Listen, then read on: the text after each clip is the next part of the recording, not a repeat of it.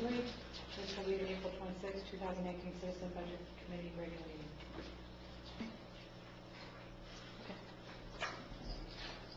Okay, so I'd like to go ahead and call to order the regular 7 to 6 p.m. meeting, April 26th, of the Citizens Budget Committee. We'll all stand and have a pledge, please. I pledge allegiance to the flag of the United States of America and to the republic for which it stands, one nation, under God, indivisible, with liberty and justice for all. All right, at this time, I'd like to call for any public comment for non-agenda items. Any public comment on anything that's not on the agenda? All right, since there's none, move to agenda item number 4, approval of the minutes of the April 19th, 2018 meeting.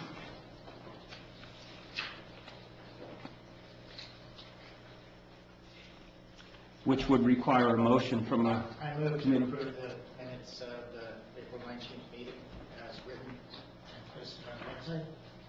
Okay, Member Schlur moves to approve. Oh, sorry. Member, gosh darn, I'm sorry, I've forgotten your last name. Sims. Member Sims, seconds. Ready for the roll call? I think so. Cindy Berger? Yes. Larry Whitney? Yes. Vice Chairman Kevin Rucker? Yes. Millie Sims? Yes. Andrew Schlur? Yes. Chairman Chastain? Yes. Okay. So agenda item number 5, question and answer session regarding the previous meeting. Yes. So one of the things we wanted to provide you under this agenda item is to cover some of the things you all had requested at the last meeting, some additional pieces of information that we've been working on gathering for you. But before I do that, I just wanted to say what I told you I would say at every meeting, which is reminding everyone of our big picture theme as we go into this evening's discussion. So once again, we are trying to look for ideas to increase existing revenues, find new revenue sources, to decrease expenditures. Just, the 3 big ticket things that I'll try to keep mentioning just to keep us consistent. The values are up there, as you are aware, and at the next meeting, you'll actually get into looking at the values compared to services and things like that, which I'll go over at the end. But that is our theme, and the things that we have added online, which hopefully you've seen.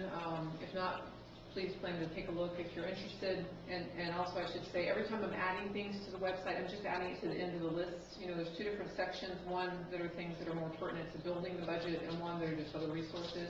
I'll always add it to the bottom to make it a little easier for you to find what's new.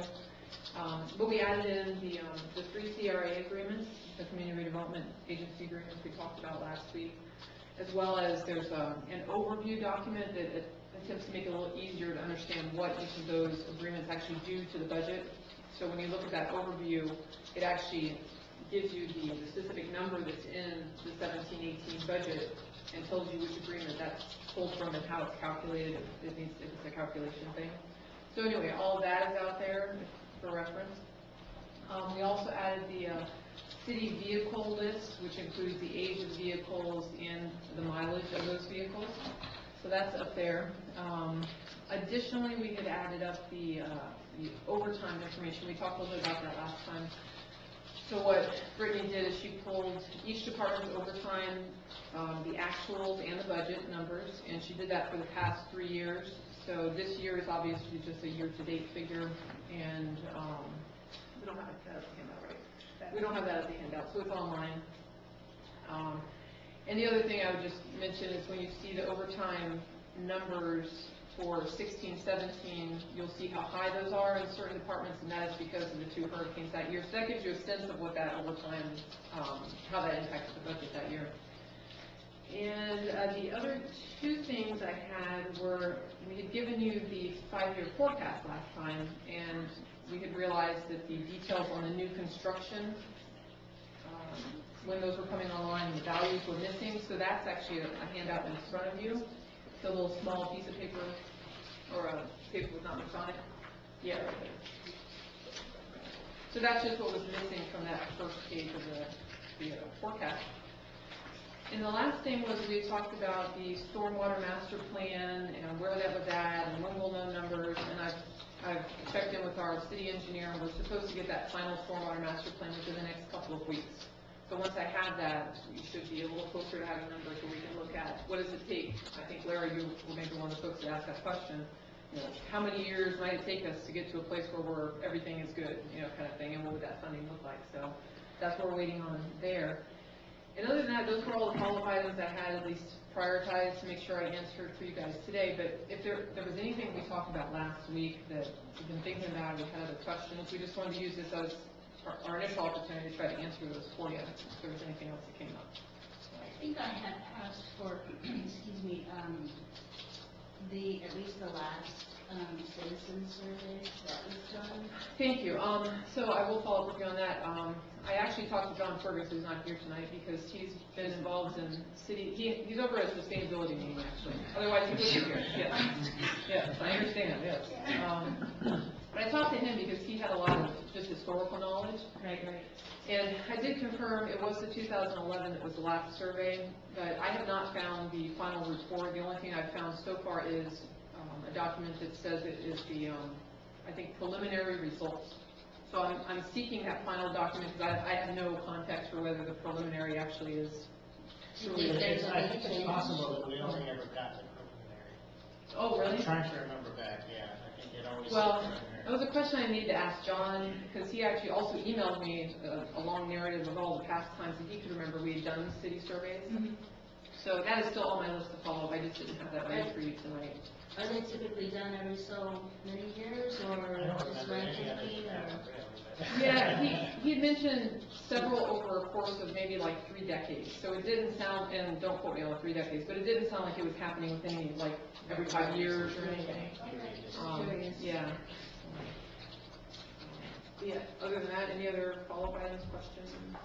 I just had a question. I did go out and look at the survey results for other cities our size, and one of the things I noticed at Satellite Beach. Was missing. Okay. I realized that. I apologize for that. We're going to get that corrected so you have the actual data that helps you do the comparison. Yes? Yes. Fantastic. It sort of hit me like a little lightning bolt, I guess, the other day, so we'll get that for you next week. Yeah. Anything else? Okay, I have one thing that I would like to ask that we do during this meeting. It occurred to me in our last meeting that there are some of the members of the committee that are, let's just say, less assertive about, about getting themselves in there to ask questions or make comments or something like that. And after, speaking with Suzanne at the end of the meeting last time, it also seems very important that we're able to have, kind of an open discussion type of forum. But what I'd like to do, if it's okay with everybody, is, as we go along, when something comes to mind and you do want to ask a question or make a comment or something, just go ahead and raise your hand or look at me or something like that, and I'll put your name on a little list here that I keep, and then I'll come to each person in that order. So you'll still get to get in there and everything, but you don't have to worry about somebody else getting in there, on top of you just because they do it faster or more So we aggressively. decided last meeting that we would have an open discussion process like the first meeting, and then in the third meeting, we would go to a more structured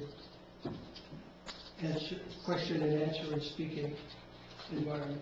Well, and this is, to my way of seeing this, is something of a compromise there. I mean, in deference to the recording secretary and the, as I said, other committee members. I mean, I found myself a couple of times last meeting wanting to get a word in edgewise and couldn't, and usually I can when I want to do something like that.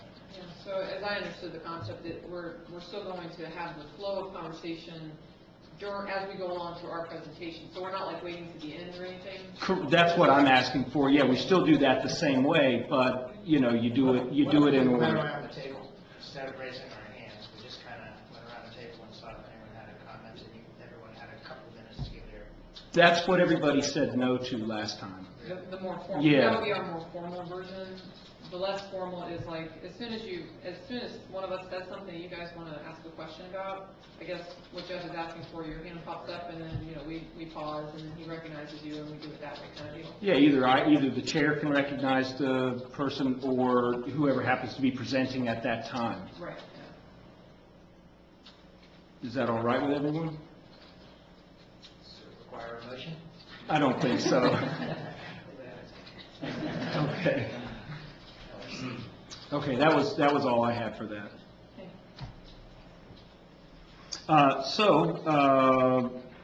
Moving on then to agenda item number 6, presentation of revenues and expenditures. Do we have any public comments regarding agenda item number 6? Okay, since there's none, we'll hand it back to staff. Okay, thank you.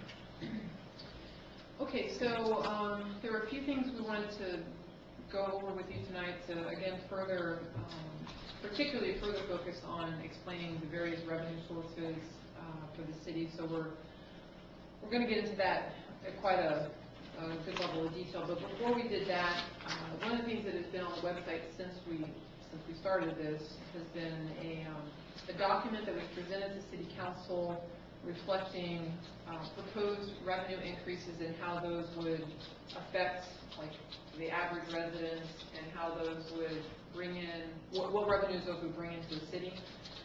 And so to give you some, we felt like it was important for us to go back through that. If you were at the City Council meeting that night, you probably heard that. But we're going to bring that back up and just run through that for the entire group because I don't think everyone was there for that. In part because, number one, that's information that's already presented to council, but the other reason is it gives you some context for some of the things that we're going to talk about when we get into our actual revenue line item by line item here in a little bit. So you do have a handout in front of you. Grab yours handy. It looks kind of like this. It's titled Overview of Proposed Increases to Ad valorem, Stormwater, Utility Tax, and Waste Management Franchise Fee. It's right on top. It's originally in Excel. We have it online as a PDF, and I believe correct me but I believe the title references it was presented on April 4th at City Council. Yes. So when you look for it online. Yeah, that's fine. I listened to it.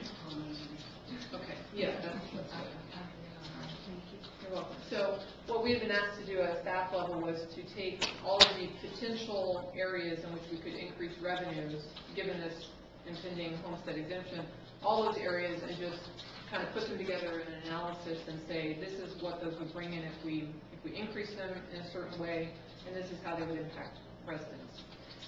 So I'm going to ask Brady to kind of go through that, just kind of high-level overview for you, and again, if you've got questions as we go through it, please just let us know. Okay. So at the top, we'll just briefly discuss the ad valorem. We kind of went into that last time we were speaking about all this. So when council asked me to ask the staff to do this, they wanted to know, on average, how much is the property owner going to be increased on their property taxes. So at the top, you will see that I've added up all of satellite beach residents for the assessed values, all of their exemptions, and then their total taxable value, and then what their current at the 8.1518, and then what the proposed is, and then the difference. So I wanted to be very clear that if it was decided to raise the millage rate to an 8.4, it's only an additional $210,000 to the city. And we briefly discussed last time, we have a $600,000 homestead exemption hole that we're trying to fill, and ad valorem would only be an additional $200,000.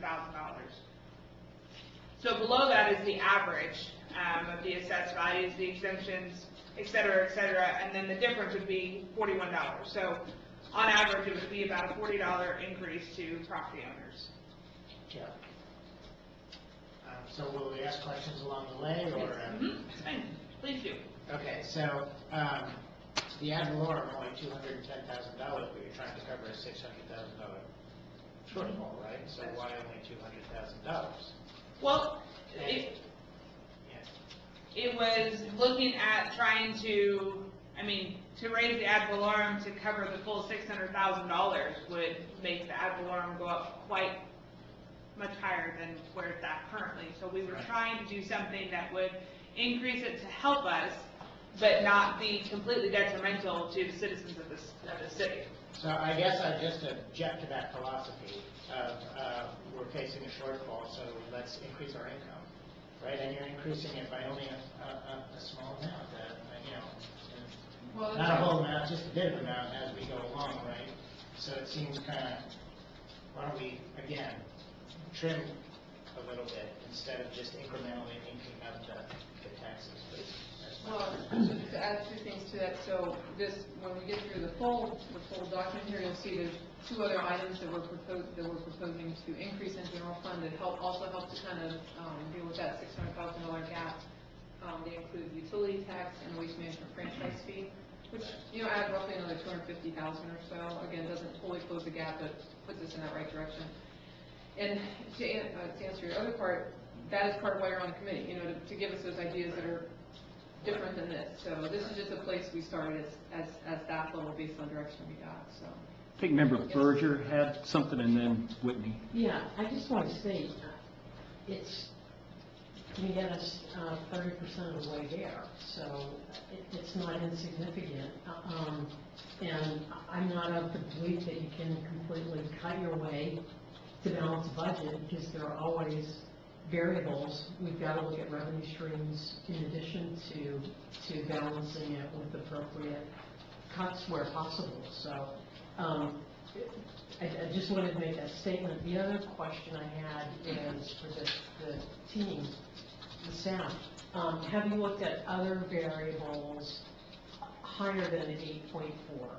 Because I'm sure you've played these things out in the spreadsheet all day long. We have looked at them, and one of the things that's why we presented the 5-year financial forecast, because we were using that 8.4 in that forecast to get us down to what we could raise the millage rate and be able to still do what we needed to do without having to raise it any higher than 8.4. So that financial forecast that we presented last week, if I don't know if any of you guys brought it with you this time around, but you will see that the net position at 8.4 had a positive number in it. So we were working through those numbers. As Suzanne said, we'll get to the fact that we were talking about raising the waste management fee. We actually raised the recreation fees a few meetings ago. We're looking at other options to be able to raise instead of actually pushing it all onto the citizens. Mr. Whitney? Yeah, in terms of presentation for this type of committee, I would have expected, well, no, let me say what would have made me more comfortable is not that you or city council or whoever already decided we want to try to keep it at a certain number, but I prefer that you did this at 8.15, 8.3, 8.4, 8.5, 8.6, 8.7, so we can see what the incremental differences are. We're not saying, oh, go to that number, we're done. We're saying that gives us a picture of what it would look like to raise that. In other line item categories, we could do probably some of the same kinds of things. Otherwise, you've already predetermined that there's a cap on what you're willing to do on a certain line item, and I'm not sure what. I have no clue what. Nobody wants to raise taxes. We understand that, but in order to analyze what we're doing here, how do you walk into the meeting and already decide that this is shut down, this one is wide open? It doesn't make any sense to me. It's a fair point, and you're right. I mean, my caveat to this should just be that this is merely one of like 100 scenarios that could be out there. It's a good point. And the way we built the 5-year financial forecast is in such a way that we can plug in any millage rate and everything calculates and changes. I say we, Brittany, the wonderful Excel expert, did that. So we have that capacity, and we can, you know, if it becomes something that's a tool that you all need, we can build that in such a way, or bring that document up actually in Excel, and we can make those changes here live and in person, just so you can see the impact. I'm not interested in seeing it going up forever, but at least perhaps until the difference number becomes 600,000. Understood, yeah. Okay. Yeah, and actually. And then we could say, well, we could do it all in this line item, but this is the impact. Right. Okay? We could actually get that for you tonight if you want, like after the break, Larry. Two in front of We you. could calculate that for you. Well, Another point. excuse, you have two people in front of you. I'm next, and then Millie. Kind of like what Mr. Whitney was saying, I'd be very interested to see, you know, different gradations there and everything like that. And then along with what Member Berger said, I was kind of curious at your comment that, you know, it's only $210,000. I mean, good night, that sounds to me like it's a third of the way there. I mean, if that were to be imposed, and then, you know, looking at, well, the average person, and I realize folks that have rental properties and everything are impacted very differently than just, you know, us average homeowners. But for each one to go up, you know, an average of 40 some odd dollars, I mean, if it came to that, so to speak, I mean, my opinion is that's not horrible, you know, and it does, I mean, a third of the way there is big, I think. And Millie. I just wanted to say real quick to Larry's point or question, that could be one of our recommendations perhaps, that there not be a cap on the millage rate, that we do that as part of this workshop? Or am I not thinking about that in the right way? And the second thing was, do you have any sort of list, or could you get something together about revenue sources or streams that have already been considered and rejected for whatever reason, so we don't spin our wheels on stuff that just can't happen? I'm thinking Like about say that, in yeah. the last, you know, year or so, stuff that's already been, you know, brought up and considered. What are we working against that's already been, like what's out of the box? I don't know what's in the box. I may have to think about that and get back to you on it. Just real offhand, I can't think of anything in particular that has been like fully vetted and thought about as a new revenue stream, you know, like it went to council or anything like that, but I am speaking off the cuff, so let me think about that. And my understanding is that you're looking for new sources of continuous stream, not just a one-off fundraising Yes, type of deal. that would be ideal, obviously, for the future, yeah, for Okay. sure. Good, thank you. Mr. Schlur, and then Mr. Whitney. I just wanted to clarify, the utility tax and this waste management fee, those are targeted for the general fund? And that current utility tax all goes in the general fund? The utility tax increase would actually go into our capital assets fund, but the waste management would be going into the general fund. And that's, okay. And the stormwater, of course, would go into stormwater. I could just maybe group them more together, so that when you say, oh, that's only 200,000, but there's also this other 200,000 that we're gonna add. Yeah, and that's my mistake, because I think about the capital assets and the general fund sort of together, because so often the general fund has to subsidize the capital assets fund, because the utility tax has not brought in enough revenue to fully do the. Right, so the stormwater is in the middle of that, I'm just saying. Yeah, it's The stormwater a good point. is always That makes for it a easy. specific Yeah, targeted audience and also as a specific collection, so.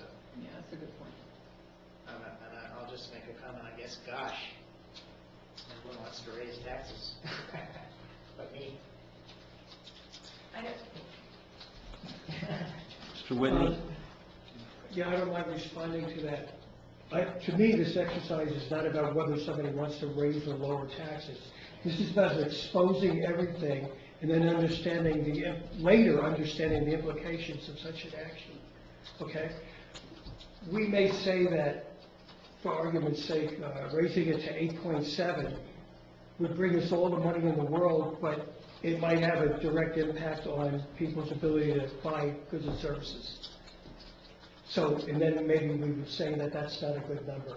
But I think it's important that we lay all of these things out all the way and be able to critically analyze them without a passion for whether you want to raise taxes or lower taxes, to see what the value of that is. Okay? That's my response to that.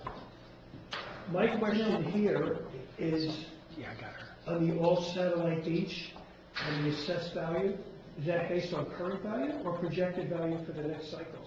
Based upon what was assessed for last year, the most current data I have from the property appraiser's office. Okay. Are we not expecting an increase? We are expecting an increase. Can you put a line also in here that says anticipated increase, so you can have the difference with and without the anticipated increase? Yeah, I can do it on this spreadsheet as well. We had included that on the 5-year forecast one, but I can put it on this one as well. Okay, because we want to close that $600,000 nut for the cycle that we're referring to, and it's not necessarily germane to the 5-year deal. Yeah, I understand. For this conversation. We can add that, yeah. Okay. Vice Chair Ricker? Yeah, just in general comment, I think in regard to the taxes and everything, I'm just, for time's sake, to me, the way this process seems is that, the staff has come forward with, some, middle of the road guidelines, and we will have the ability to say if we can lower it or raise it, but maybe it just seems like we're asking a lot of questions, and maybe once you guys get through, all the revenue sources will be able to better understand. Because I just, this is what you do all day, right? Brittany is crunching these numbers, and to me, it seems like this is kind of a middle of the road scenario.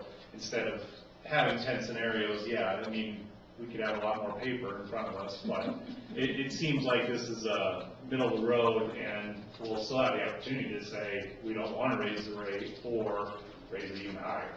So I just think we're all enthusiastic and asking some good questions, but maybe some of these will get answered as you guys get through. So. Member Sims?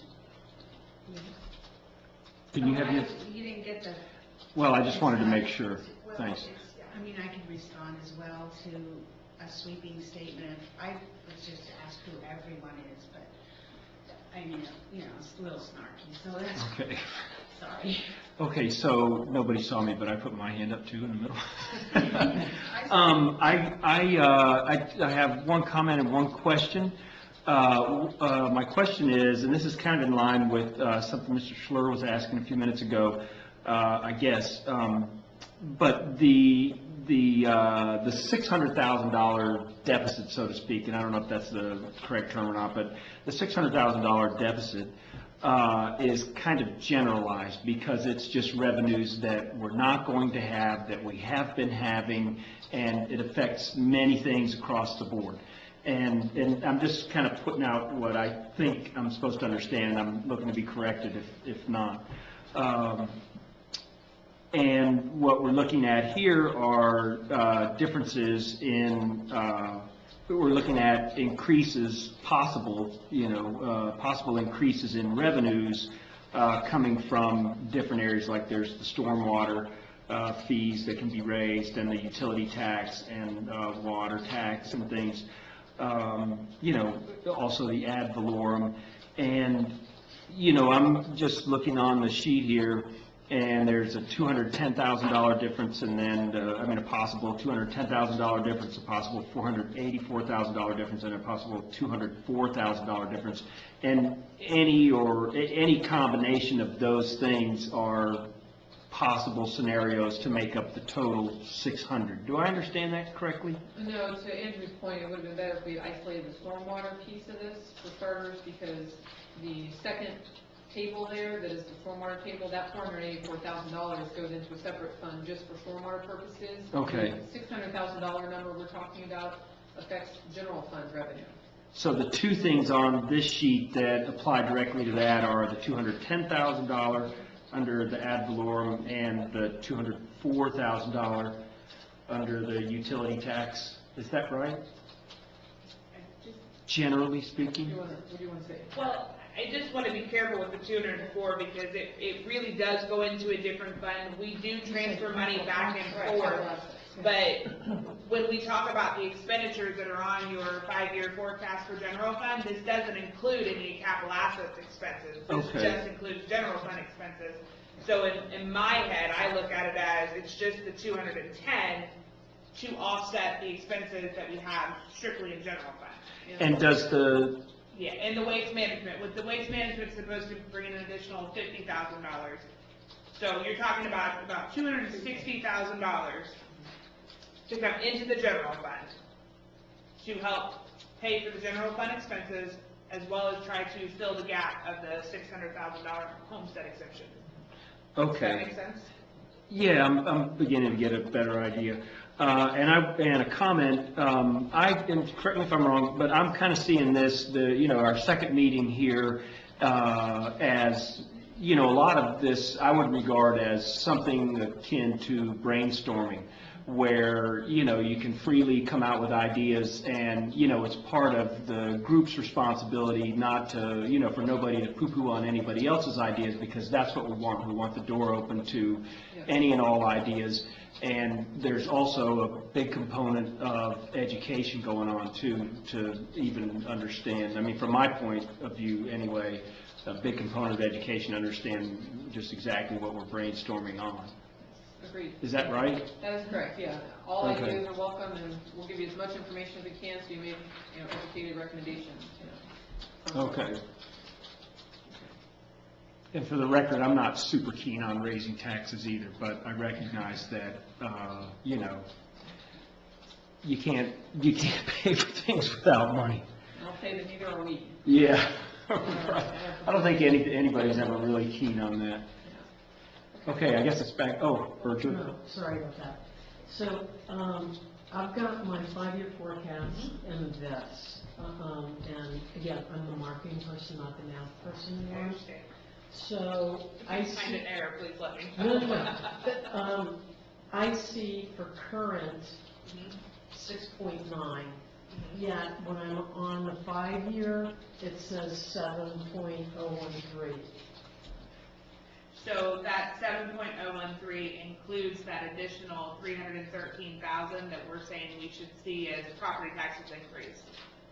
So what Larry was talking about, Oh, the taxable value is going up, it's already Okay. reflected in that number. Okay. 5 years. Okay, and I didn't follow that, but I do now. So then, the other math problem I'm having is, I looked at the 210 and the 484 and the 204 and said, wow, but you just clarified, there's only 260 out of that. Yeah, and so to elaborate on that, so it was the decision to look at all these things because we are all under the understanding that we have an infrastructure issue with stormwater. We have piping that needs to be replaced. So when it was decided to work up a stormwater master plan to figure out, how much would it cost, what needs to be replaced in the city, what was it gonna cost, it was then decided to kind of take a look at this too, to figure out what could we raise the ERUs to in order to figure out how to cover that cost. So unfortunately, this was kind of like a multi-funds going on to try to figure out what do we need to do in each one of these funds to fix this problem in all the funds that we have. And currently tonight, we are just really discussing general fund because general fund just has the $600,000 homestead. We're discussing the ad valorem taxes and then of course the waste management. So that is correct. $260,000 is what we're talking about raising revenue to help fill that $600,000 hole. If it would make it less confusing, we can table discussing the stormwater and utility tax, like for now, because the revenue line items we're gonna go through tonight are all just strictly general fund. If that would help, I mean, we can still go through this, but we clearly should have had the fund referenced in each of these tables, so that would have made it clear where that money was going for you all. So I apologize for that, not being clear. Did you have another question? Didn't I cut you off? My other question was related to the revenue sources that were proposed, or the increases, because I think what I remember from the one meeting I was at prior only covered recreation. So, what I'm lacking is the perspective of, based on those proposed rates, what's the increase over prior years? And you're talking about just recreation or? Recreation down, all Exactly. the other stuff, yeah. Anything else? So the recreation, we're talking about bringing in about an additional $10,000 this year based upon the raises that we increased them by. When we go through the revenue items line by line, this is going to be your opportunity to tell us if you think that we should do something different with some of these line items. What you're going to run into with a lot of them is we don't have any control over them. They are state and county. We get a certain percentage. It is what it is. Sometimes we can say that the percentage might go up, 2.5% or 3%, but the way we budget for the exact same amount that we had the year before, so that way if we get any extra, great.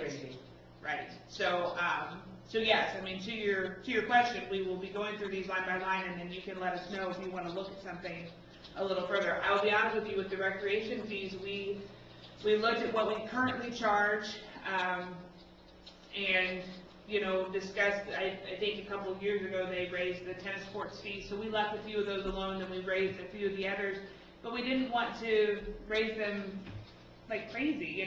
We're doing the best we can to try to make sure that we're not throwing all of this on the citizens. We're trying to proportion it the best way we possibly can, as well as trying to cut things on our end to cover this. If that makes sense.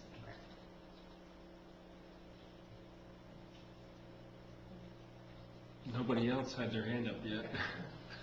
Berger? Your line by line thing, is that something we had access to? It was on the website and I just forgot to. It is, but we didn't tell you to print it. If you'd like, I can run those copies off now right before we get to it. We can do that. That would be awesome. Okay, I'll let you keep going with that, and then I'll print it real quick. Okay. So, Which printer? I actually have it in the Adobe. It's already up, so if you just want to print it, it'll print to the beans here. Okay, so let's see. Okay, so we talked about the ad valorem. We decided we're going to skip over stormwater and capital assets at this point. We'll just strictly stay on the stormwater or on the general fund. So, and I want to go back and apologize. I didn't mean it to sound like it's only just $200,000. I wanted it to make it to more about the fact that we're trying not to push all of it on to the citizens, and so we're doing the best we can to kind of balance that out. And that's what you all are here for, to help us balance that out. So down at the bottom is the waste management. So currently, every year in June, normally waste management comes up and says, hey, we're going to raise the fee by this much. So right now, the franchise fee is the city receives 10% of it, and we're recommending to raise that to 15%. So at the bottom, you're going to see the current monthly rate that is paid. The rate that it's going to be going up at 6/1 of 18 that we don't have any control over. That is something Waste Management says, because the contract that we have, they have the ability to raise those fees every year. That's what it's going to go to on 6/1 of 18. And then if we choose to move it from 10% to 15%, kind of go all the way to the right if you want to, you'll see the annual difference for residential and multifamily. And then commercial obviously depends on the kind of yardage they have and how many times it's picked up. Yes. I just have a question regarding the franchise fee. When you say that we're considering raising the franchise fee from 10% to 15%, is that, does the city operate as a franchisee to Waste Management, and I guess I didn't understand that. Does Waste Management pay a percentage of those fees back to the city? Yes. And we're looking to possibly renegotiate that deal with them to have them pay us more, or we're just flat out allowed to charge them more if we want? There is a cap at 15%. Currently, it's a 10% was where it currently is. We're requesting to go to 15%, which would then mean Waste Management would be giving us that additional monies. And then they're free to raise the rates on everybody, and it's reasonable to assume they'll raise the rates on everybody by that additional 5%? to cover that for themselves? That's what's down Is that what here, is if we were to raise it, you will see the difference. So for a residential, what you will see on your bill is an additional $15 a year to go from that 10 to the 15. Okay. Including the increase that's already going into effect on 6. Yes, yes. Yeah, I was just saying, maybe what Jeff was saying is, are they going to, see that, the 15% and then tack on even more because? Yeah, that was my question. I mean, that seems like unless they're not allowed to do that, that seems natural. These rates come from them. We've had the discussion with them and said we would like to move it from 10 to 15. What will the rates be if we do that? Okay. These rates come from them. Mr. Schler? First, I guess in my perception, I think this is the service that most people here appreciate the most. There's all comments I always hear from people is, oh, you put anything down at the end of the street, boy, it disappears, right? And so I think we like waste management. They're offering to increase it an incremental amount anyway, right? You're saying in the first 3 columns? Yes, every year they have the option at June 1st to raise it, yes. Again, it just seems like we're just nickel and diming to try to collect a little bit more revenue.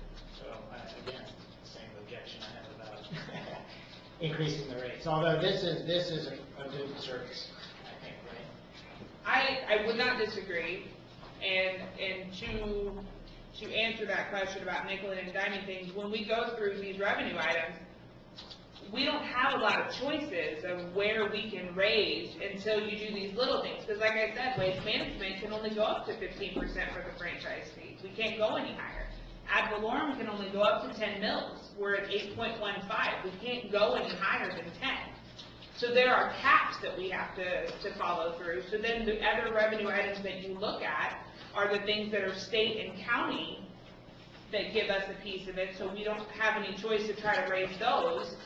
And so then the other step that we have are the actual charges for the services where, the recreation comes into play, the fire inspections come into play, the court fines, the parking fines, ordinance violations. Those would be the only other little things, and you don't want to take an ordinance violation that's $25 and say the next time you get that it's going to be $250. You know what I mean? Like, we're trying to do the best we can to raise things incrementally that will always continue to be an additional revenue source.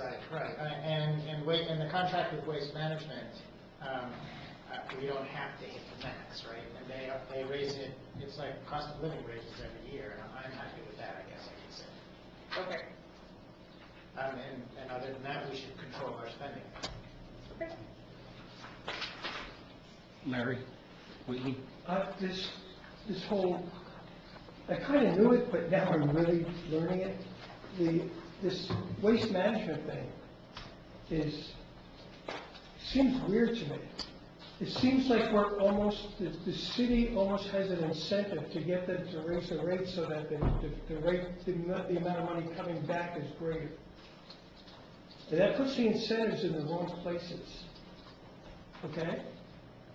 If I'm waste management and you're the city, and you need more money, you can get me to raise I come to you and say I need to raise it by 1%, and you say, raise it by 3%, and that way I can raise my thing to 15% and get the money I need.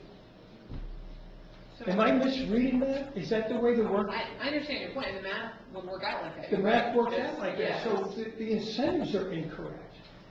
It doesn't make any sense to me. Yeah, and so just so you know, the way the contract is actually structured is what you're seeing in that table there is basically laid out, but the franchise is granted to Waste Management. They're the provider, the only provider in the city for these types of services. That's why we, the city, are charging them a franchise fee. But contractually, it's a 10-year contract, and they specifically have language in there that allows them every year to come and request, and it's granted because it's contractually based, to come and request an increase for CPI, Consumer Price Index, right, and fuel. It's the two, right? And they use CPI to drive code. Right, they look at CPI and fuel and those two things and do a calculation, and they send a letter to the city every year and say, this is our increase based on the contract, and that's the contract that's in place. You know, so you're right, I mean, but that is how that contract is structured. So the 15% to me is, I don't want to understate it, but it's not material. What's material is, once you set that rate, you're incented to give them increases, because that way you're getting a backdoor tax on the community. That money's going to where? It's going to general fund? Absolutely. That's a sneaky part of the military. I understand your point. I mean, the way it's structured is really so that the city gets revenue for allowing one provider to be there. I mean, instead of being just like a free-for-all, so one block could have this provider and one block could have that, you know, that's the way it's structured. But I get your point, Larry. I mean, I have no argument with that. I mean, I wouldn't want different vendors on different streets. So I can understand that, but I don't understand the franchise. No, you're right, fee because part. it's us saying, okay, you, the provider, pay us for allowing you to be the sole source provider, because we went through the bid process and all that. But the math is still there, that every time the rates go up, it's the residents who are indeed paying that. And it's not that process, it's the source of the revenue. The source is coming from the homeowner. Yeah, I understand, and I would... That's the thing. Yeah, I mean, fundamentally, I would say that all of these, there are a handful of things in here that are specific revenues that are coming from only the users, and not everybody's a user. But outside of that, most of these things are going to come from the majority of the residents. I mean, utility tax is on the water. I mean, there may be a handful of people that, you know, don't pay that directly, but somehow indirectly, maybe if you're rent or something, they're paying for that. So yeah, all of these, they may not be in the form of ad valorem, but they're, other than recreation fees, the things that we've talked about so far, most of them are just borne by people who are in the city or property owners in the city. The end user always pays for everything. I have no problem with that. Generally speaking, we impose things like taxes because everybody utilizes the same amount of services from those taxes, generally. They all enjoy it at the same rate. We have fees because we're targeting different people that have different needs, and let them pay for that particular thing, and you don't need to spread that across the thing. I don't know too many people in Satellite Beach that don't have their trash picked up. So I don't understand that, why that's not part of the mill rate, and get rid of this, other than that's a mechanism for the city to help manage keeping the mill rate down, and you got this secret money funneling back in that's still coming out of the same source. Well, I'll tell you, if you I mean, I wouldn't call it secret, but it's only because I know about it. Well, you know what I It's mean, not I don't mean what I literally did. secret, it's just a little Yeah. backdoor thing. I'll tell you that some places put the cost or the assessment for the trash pickup on the tax bill. They put it as ad valorem instead of not ad valorem. Yeah, so, and you could wrap it up in ad valorem by your tax rate going up. You could also have a separate assessment, like you can do a separate assessment. Some places do it for fire, some places can do it just for trash pickup. I mean, it can be on your tax bill, so it's even more obvious and out there, I guess, if that's your concern. I mean, it's a proposal that could be brought up, if you wanted to go there. It's just something that caught my Yeah, attention. I understand your point. I apologize for digressing, but All right, yeah. Mr. Schler? Just a question on the waste management contract. I think I heard you say that during the storms, when there was that month of debris pickup, yard waste and things, did we pay extra for that? We had to hire those contractors ourselves to pick that up. How come waste management didn't step up to? Well, contractually, that's not part of their contract because they don't actually have the type of debris trucks like you see come around, the claws. So the ones that come around on their normal trash pickup day are through a subcontractor at Waste Management, Doug Connor. So it's not actually debris pickup after storms is specifically excluded from the contract because they don't have the capacity or capability to do it on their own. And we paid for that extra cleanup out of which funds? I forget. I know you said that. General came out of fund. general fund, yeah. Yeah.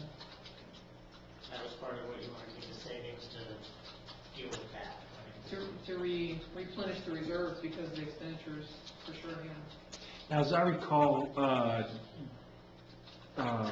some of the, and I don't remember which, but some council meetings or something like that, where that very issue was being talked about, that was part of what played into applying for money from FEMA as well, wasn't it?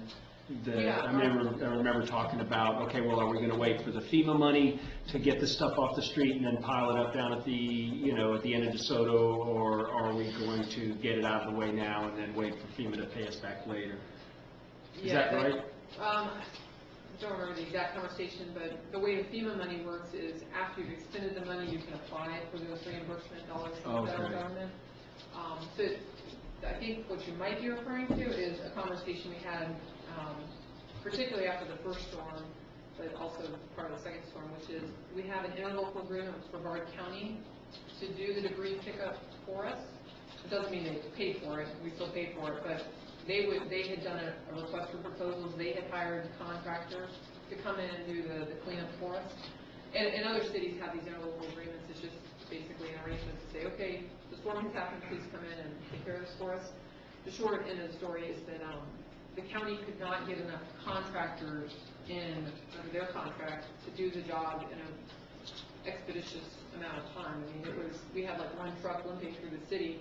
And, obviously the process is they pick up as much as they can, then they have to go off to wherever the dump site is. In this case, we made it as easy as possible for them by making DeSoto Park, so they wouldn't have to go too far. But bottom line is that wasn't working too well, so we ended up hiring a landscape contractor, a lot of big trucks to come in and finish the job. And we put our public works crews on the road as much as the limited equipment we had. And together, the three-pronged approach is what we ended up having basically in both forms to try to get it done faster. I don't know if that answered your question. I guess what I was really driving at was, is that something that typically we would get paid back for somehow from FEMA? I mean, because it's emergency type of stuff? Well, yes. I mean, we hope if FEMA doesn't. We just don't have it yet still. Right. We got our, we get debris, we have half of our debris cleanup costs have been reimbursed by FEMA, like we got the cash. For Matthew. For Matthew. Right. For Matthew. And I think total, we submitted maybe $300,000 worth of expenses to FEMA for Matthew, and we've received 160,000 or so far. Still waiting on the last bit. Irma, the ballpark again was like 300-something thousand again, but we have not received anything from that yet. So I don't know when it's going to come. It's helpful when it does. Absolutely. Yeah, and our commitment is to put those into reserves because that's where it needs to go to help for future hurricanes. So. And then one more question, and I don't know if maybe I'm just getting ahead of us where we are now, but has the city considered, just completely different sources of revenue? I mean, like events and things, like you see some small towns holding like fall festivals and things like that. I mean, is that just like pie in the sky? And that's fun, but it doesn't really raise that much money. I'm sure it's something that you know about in terms of how much money that type of thing actually does raise. Well, for that specific question, I mean, we can ask Cassie, since she's the rec director, to talk about that particular scenario. Events like that take a lot of staff time, and we honestly don't have the staff to handle big events like that. And those type of events have a lot of costs besides staff time that the revenue for it just wouldn't make up for it.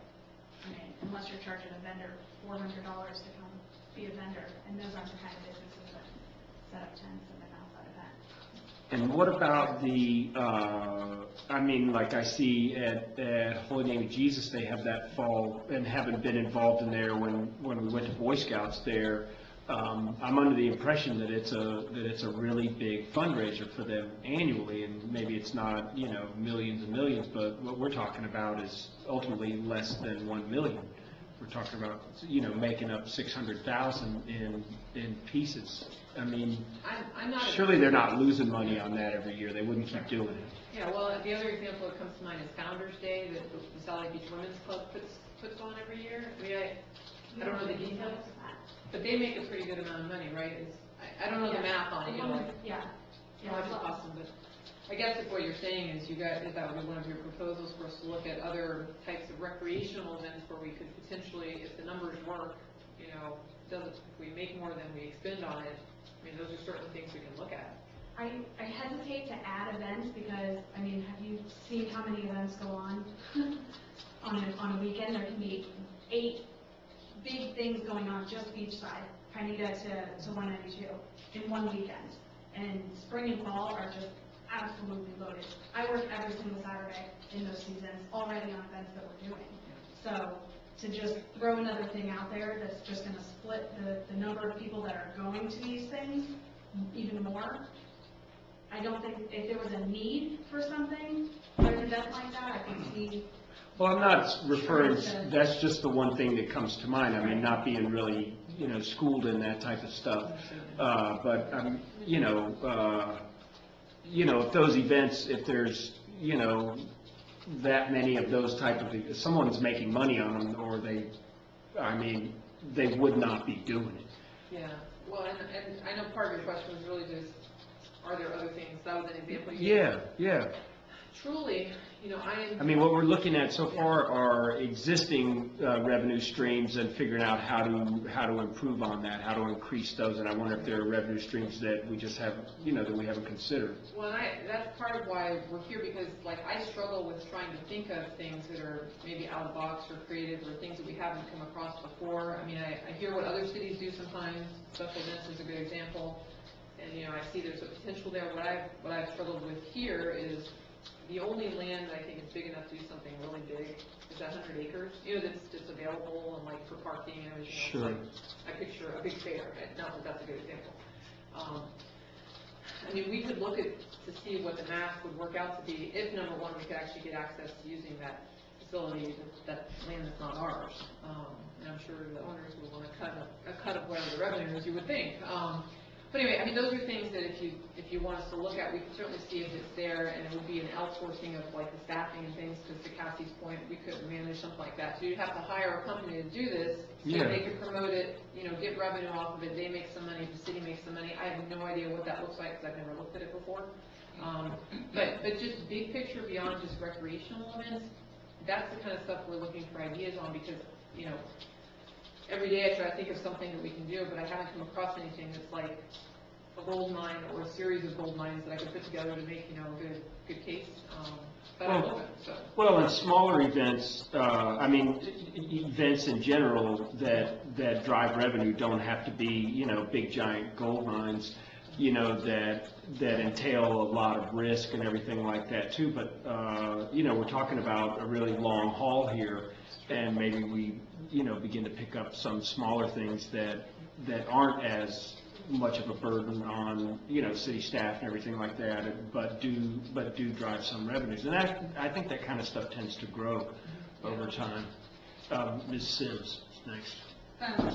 To that point, do you know how much was earned at the last relief or life that you had? Because that's a big deal, like cancer and. Yeah, that's not a city event. City doesn't make any money off of it. No. I'm asking how much was generated by the people that came out and supported that, because that's a big event, so that would give me an idea. The day of, because the fundraising for that, for this area has been going on since Relay to Life ended last year. Well, I heard in a meeting, and that's why my question is, did I hear correctly that since 2015, it's raised a total of $30,000? That's within 2 years or 3 years? So let's see. I've been involved for 3 years here. I think the first year was somewhere in the $30,000 range. Second year was $40,000. This past year, we just got over $50,000. That's what I I saw. can add it all up. Okay. But I think I was before- thinking that seems really low for this many people.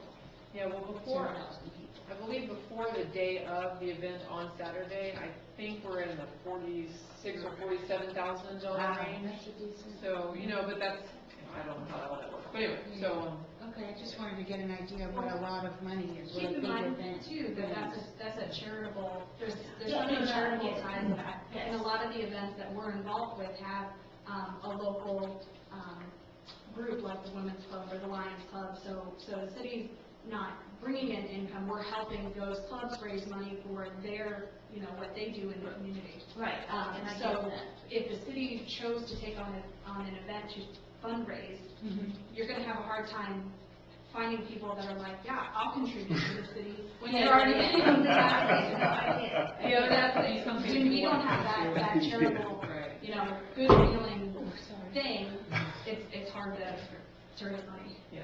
that way, in a fundraising type Yeah, scenario. the kind of thing I think about, but this is a big thing, would be like if we identified, you know, like there's the Melbourne Art Festival, if there's something that we became identified as, you know. like the- Yes, something Yeah, that and fits, the- that and the- fits yeah. our city's personality. That brings in a lot of money that people like a beer and wine festival, or something, I mean, whatever. Well, I would say Ocean Reef Beach Beach Right. is kind of one of those signature things. That's true. For our area. Yeah. But again, that's another group that comes in, that the city waives, you know, fees for them to put on that event at the park. And we lose money on that because we have to, you know, there's staff working on it, there's police officers crossing people across the street. Well, how do you? Schler's next, and then Mr. Recker. How do you make money on events like that, right? I guess, I mean, if we put a bike week here or something, how do you make money off of that? Because we don't currently charge taxes on retail sales or anything in the city, right? Which I would never suggest, but, I mean, if you move something here, but it's a great idea. It's a great idea. It sounds fantastic to bring some kind of festival here to bring some income into the area and revitalize us a little bit, right? Then maybe all our assessed property values will go up, and that's how we make the money, right? Yeah, it's over a long haul. I Right, think. right. Let's improve the value of our city. Recker? Yeah, I was just gonna ask more, what are some of those things that are happening that the city staff is involved in? Because, you know, I'm a big supporter of charities, but if our city staff is dedicated to helping charities and we're not taking in any revenue, you know, I guess, I like these ideas of festivals and additional revenue also, but like the Founder's Day, for example, you know, if the city staff is helping out, but we don't collect any of the benefit, you know, is it something we cut back on or share? Again, I support charities, I just, you know, Totally understand. the where city you're coming shouldn't from. be, you know, handing out, maybe you should, I'm new to this. And I can provide, yeah, when we do our rec presentation, I can provide you guys a list of the events and stuff that we're Perfect. doing, what groups we're working with for that. That'd be good. Yeah, I mean, that's certainly a potential revenue source, right? I mean, Yeah. Ms. Burgess? That's exactly where I was going to look, and was, you know, is there an opportunity? I mean, I want to see charities obviously do the things that they do, but can we strike a balance that there's something we receive for the effort that we put into it? Maybe it's possible to have events that, you know, that are hosted by the city and that the city, you know, that drive some revenues to the city, you know, from participants and whatnot, but the charitable organizations are allowed to participate in those things in the same way and don't have to pay those fees. something to look at, yeah. I wrote it.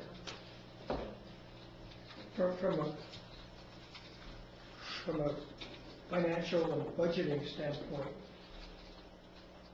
whether it's a good idea or not a good idea is neutral to me. What I'm looking at is, I don't know, even if we all said, yes, let's do this, I don't know how you plug that into a budget to close a gap. Yeah, we. Unless you have 3 years' experience, you can't put a number in there. Or you can put a general line item, but it's a zero. Right. And if you end up making money, so be it, but if you don't, Well, the place that comes to mind for me to start on that, Larry, and it's a good point, is like to look at all the events that we, like, where we partner and we don't charge something, like that's a quick number we can pull together. And then we can probably easily get information from other cities that have like these big events and just get sort of like, because they're gonna have a budget and we'll be able to see, you know, what it costs them to do it, you know, just for some context, because I don't have any. really no right now. question, but again, that's Yeah. about getting information in order to understand how you can build it Yes. into a Yes. predictable plan. Exactly, and see if it's worth From discussing. strictly from a financial perspective, not from a social perspective. I'm with you. Yeah, if it's $500 a year, I mean, we don't need to talk about it for very long, I guess. So, anyway. Mr. Schler? Berger? A different topic. So I've seen some of the I don't know what you call them, the infrastructure that's going on A1A to reduce the medians. And I see signs that are covered, which also seem like they may be an attempt to control speed. Where if there are speed violation collections, because I would assume that there may be an uptick if there's an enforcement, where does that? That's in the line item revenue we'll get into. There's It's a line item called court fines and forfeits. Okay. I would just go on record as a person who lives on Jamaica Boulevard, that I think it would be just quite all right for the police to start handing out a lot more speeding tickets. Just saying. Well, without being called on first, I would suggest that if they gave out speeding tickets, we wouldn't have Valorum taxes. On my street alone, nobody does less than 50 miles an hour. You could stop every single car and give them a ticket. That's something to think about. It's true. I wrote that one down too. All right. Where do we go? I think it's back to YouTube. I think we've discussed the ad valorem, we've discussed the waste management. Are we want to move past that and move on to the line items of the revenue? Sure. We good to do that? Did we cover the second page? Do you want to cover that?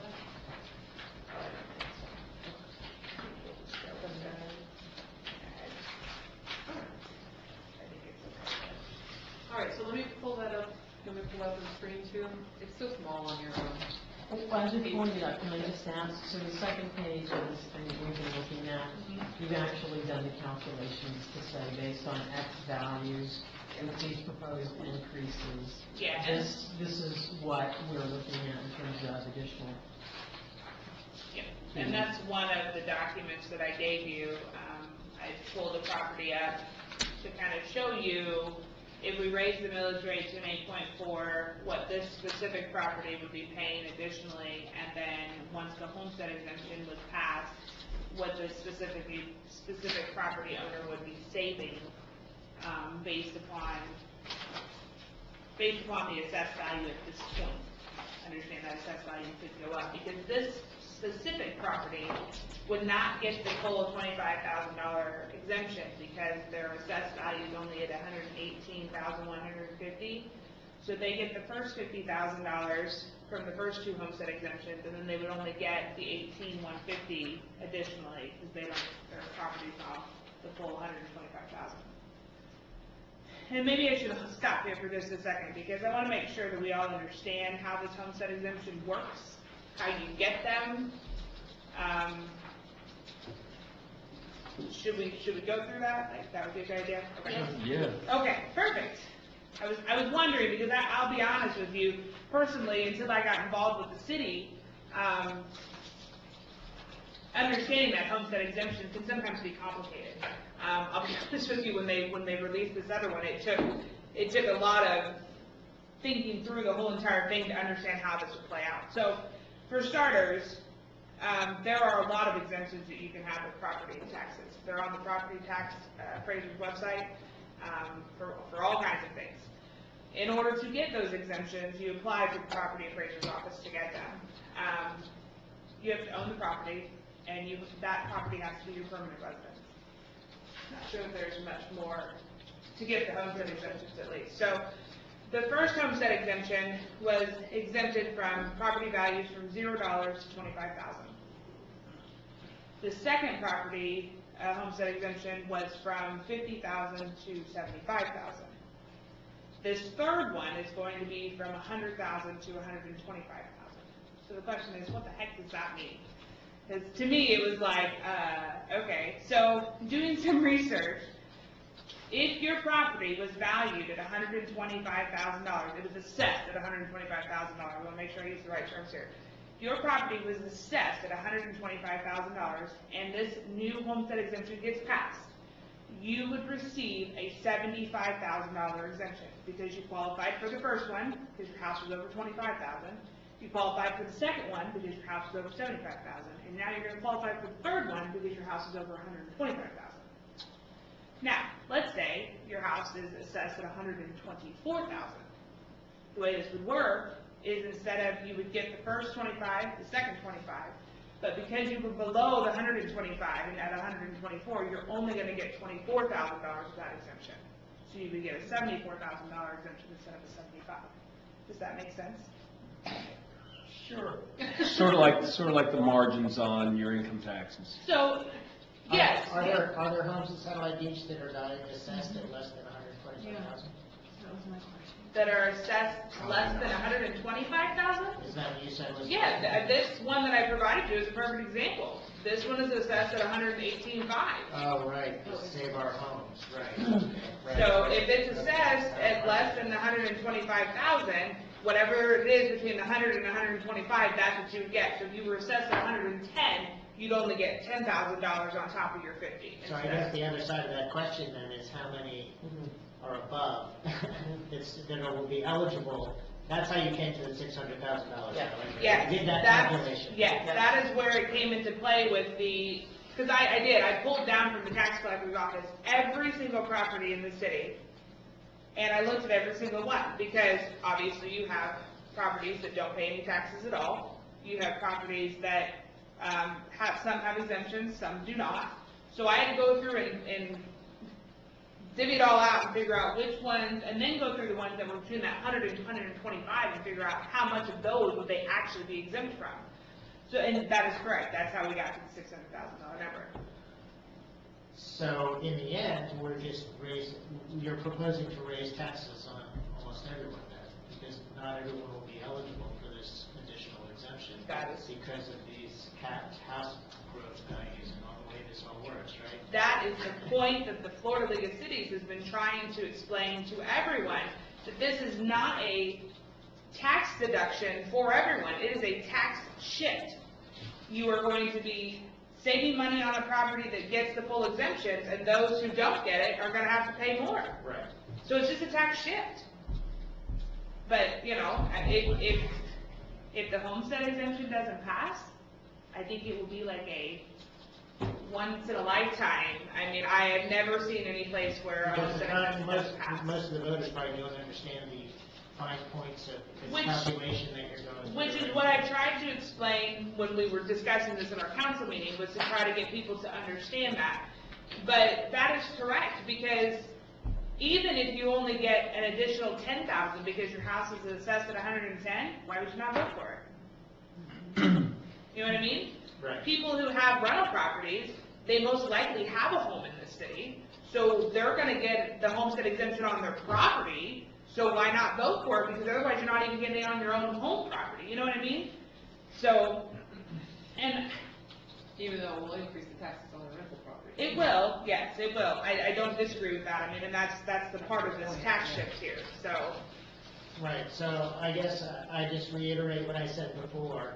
I'm sorry if I'm just. No, you can. I object to the philosophy of saying, well, let's just incrementally raise the taxes because it's relatively harmless to most people, right? And it gets us part of the way to keeping our costs ever increasing in our budget as we spend money, like on solar panels and things like that, and that don't materially increase the value of it. Yes, I understand your point. Okay. I do. The only statement I think I would make about all of this is that we wouldn't be talking about raising the millage rate had the state not said, we're gonna put a homestead exemption. Had the state not changed the mortality rates for the pension. Had the state not done this, or had the state not done that. Like, these are things that we have to do because we're being told this is what you're gonna have to do. Like, figure it out. And so that's where this Citizens Budget Committee came into play, because it was, we need the guidance from the citizens to tell us and help us figure out what the best solution is. Because we don't have any control over what the state does. And honestly, we're going to talk about some of these line items where the state is talking about cutting more. And we're going to go into that, discuss that more. I'm sorry, do you have another comment? No, that's great if we go on that, because it makes me curious about if the state is increasing insurance premiums or something that, sure, we have to deal with that, but we'll see what the impact is, I guess. Any others? Cindy, that helped understand the second page a little better. Yes, but except at the top, so single-family residence assessed at 176, taxable value 126. Isn't it missing the 25, the next $25,000 deduction that's coming in? So, There's not any houses that low value. so these, I think these numbers, you correct me if I'm wrong, but the titles there, to clarify, they would already, the assessed value, the actual calculation has already been done to get to your taxable value with the new homestead exemption. I believe Oh, that's okay, what you thank built you. in. It's just that column isn't there. Thank you. All right, got it now. Oh, okay, yeah, I'm sorry, yes. And these are actual homes in the city. These actually are, the council gave the staff the approval to take their addresses and use them to kind of help, so that's what these are. Their addresses are on here? No, we just put the, we use their value. Wanted to use a single family, show you a single family residence in a townhome, and then I had, because one of the things obviously we wanted to see what it would do to a commercial property, because they don't have exemptions. And so I had picked two commercial properties that are well-known in the city and are not huge franchises, I guess, because the Walgreens and the Publix are, they'll probably be able to figure it out with all of the different buildings they have, but the smaller ones that are family-owned and things like that, we wanted to be able to show the impact on those. So your townhouse represents a rental property where there are no exemptions, I guess? Is that your example there, and what then, and with a commercial, I guess, right? So the commercials do not have any exemptions. The ones above those all do. The difference between the assessed value and the taxable value is your exemptions. But the townhouse has the same assessed and taxable. Third one It from the bottom. was assumed to be like an investment I'm property. sorry. Limited. I apologize. I was looking at the second one. Yes, that townhouse specifically did not have any exemptions. Yes. Good examples, just again, incremental, the way it's presented, it's a small impact, but Are we good with this document? Okay. Then let's go to the revenue list. Everybody has that? And before we start, I want to just point out that this is the entire year's worth of revenue for the past fiscal year, 2016, 2017. We did this because we want to give you a full year's look. We can also give you where we're at this year currently, but it just seems to be less of a good picture to show you this is all last year. So there will be a few times where you'll see some things we might mention, well, that's related to the hurricanes, so those are one-offs or whatever, more on the expenditure side, but we'll get to that. So just to kind of explain this so you all understand how this works. The original budget column is when we put the adopted budget together in September, that's going to be that column. 6 months into it, and we're going to be doing this in June, we make an amendment to the budget. Increase, decrease, depending on how things are going, take from one line item to another line item, et cetera, et cetera. That is going to be your amended budget column. Then you have your year-to-date actuals, and then the columns to the rest of them to your right-hand side I would not be concerned with, because they just, they tell you the percentage of the budget, which you could look at. The current month is kind of irrelevant. I mean, all you really care about at this point was the year-to-date actual, and did it actually come in within the budget. Your year-to-date actual represents the whole year. That's correct. So that's, I think, really the column we're going to mostly go through. I just wanted to be able to explain, because knowing the difference between the original budget and the amended budget, I want to make sure everybody understood that. So, all right, so I think we've covered the ad valorem revenue line item. I think we all understand how that comes in.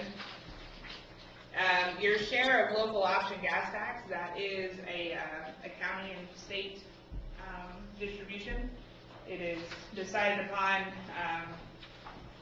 obviously it's when you purchase gas, and there are pieces of it that come into the state that gets trickled down to the county, and then the county trickles it down to the cities.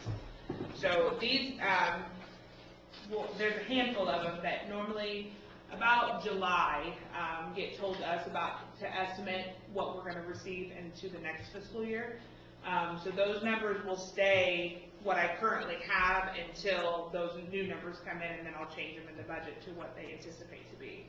But it's normally mid to late July before those numbers get told to us what we should anticipate. The insurance premium tax for both the firefighter pension and the police pension, these are dollars that when, on your insurance bills, there's a piece of it that goes back, that comes back to the city, to offset, well, maybe I should re-explain this. They come in to offset the contributions that the city makes to the pension plans. Say that again? So your insurance policies on your homes and properties, Homeowners insurance? there is a line item in there that relates to insurance premium tax. It's a state required additional fee on every policy. It gets taken by the state and then it gets sent back to the cities. And the purpose is to use it for the pension plan of your police and firefighters. We currently have an arrangement with the bargaining units for police and fire to use these funds to offset the city's required contribution to the pension plan. Some cities haven't negotiated that, so it actually is just like extra money that the pension gets for the employees, and it doesn't help the city. In this case, because we bargain with the unions, it helps us. So in other words, if we have to, as a city, contribute whatever the actuary says every year to the pension plan, if he says contribute $300,000, and we're going to get this money from the state, we can use it to offset our contribution. And those are, again, I keep using 300,000, must be my number of the day, but that's not the real number. So this line item is nothing more than revenue coming in, but it has, It's offset by an expense. Yeah, so It's kind of a wash. So if the actuary tells me, let me not use 300, if he tells me that we need to spend $450,000 one year to fund the pension obligation, if I'm gonna get $200,000 in insurance premium tax, then I don't have to take that full amount of general fund revenues because I offset it with this. Okay. you partially offset. Partially, yes. Are the pension funds fully funded? Based on the actual? No, but they're at a healthy, what's the rate, what's the term? What's the percentage? They're almost fully funded. Yeah. They're close to being fully funded. And those are two reports. The reports that we just got from the actuary are up on the website for your review as well, so that way you can see them. But they are, I want to say like 87, yeah, something like that. 87. Funded, 87% funded. I'm a little confused, I guess. Revenue and expenditure, is that what I'm looking at here? Just revenue. That's what I thought, where are the expenditures then? We're going to revenues first. I see. Yes, yes. Okay. Thought I was missing something. No, good question though. Yeah, it's right there, I see it. Any other questions? Well, but I'm trying to understand the budget, and you're saying that, let's just pick anyone here, what solicitors, alarm permits. Okay. It's originally budgeted that we're gonna receive $600 in alarm permits, and we're budgeted to spend that as well? Because we took in specifically that for it, and we're gonna spend it, but year to date, we've only spent $375? So what you're looking at currently is strictly just revenues. We anticipate to bring in $600 in alarm permits. We only brought in $375.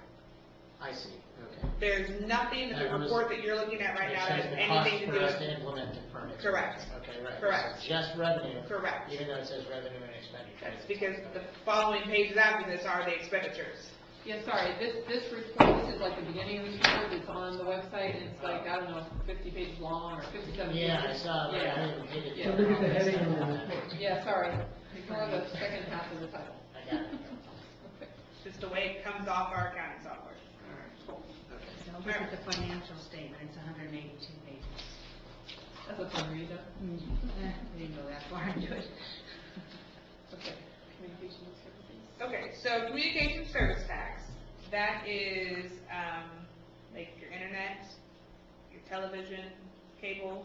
There's a fee put on those that the city gets a portion of. The question I think at hand right now with the state, this is one that is possibility of us losing a portion of it.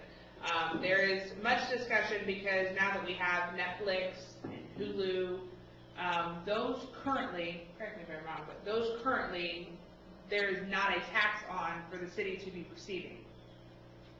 And so the question at hand is, are we going to put a tax on Netflix and Hulu that you pay for every month to give to the city?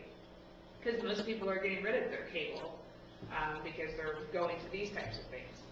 And so if they were to decide not to do that, then the communication service tax number will start decreasing a lot because, again, people go to Netflix and Hulu and those types of things. And to clarify, this is again something that is governed by the state of Florida. They set the communication service tax. They decide who has to pay it in terms of the carriers, and then the carriers pass that along to all of us as we use those services. I think you may have just answered a question I was going to ask. When you say, Brittany, will we put tax on, on Netflix and all that? When you say we, we're talking about the state? The state, yes. And if the state does implement a tax like that, then a portion of that comes to the city sort of the same way it does now on cable TV? Correct. Okay, thanks. Is that already, oh, sorry. So currently the communications tax is on telephone, wireless phones even, right, and cable TV? That's all right now, right? Although we want to put it on water, we're proposing to put it on water. I think that's all that's under communication services tax, if I'm not mistaken.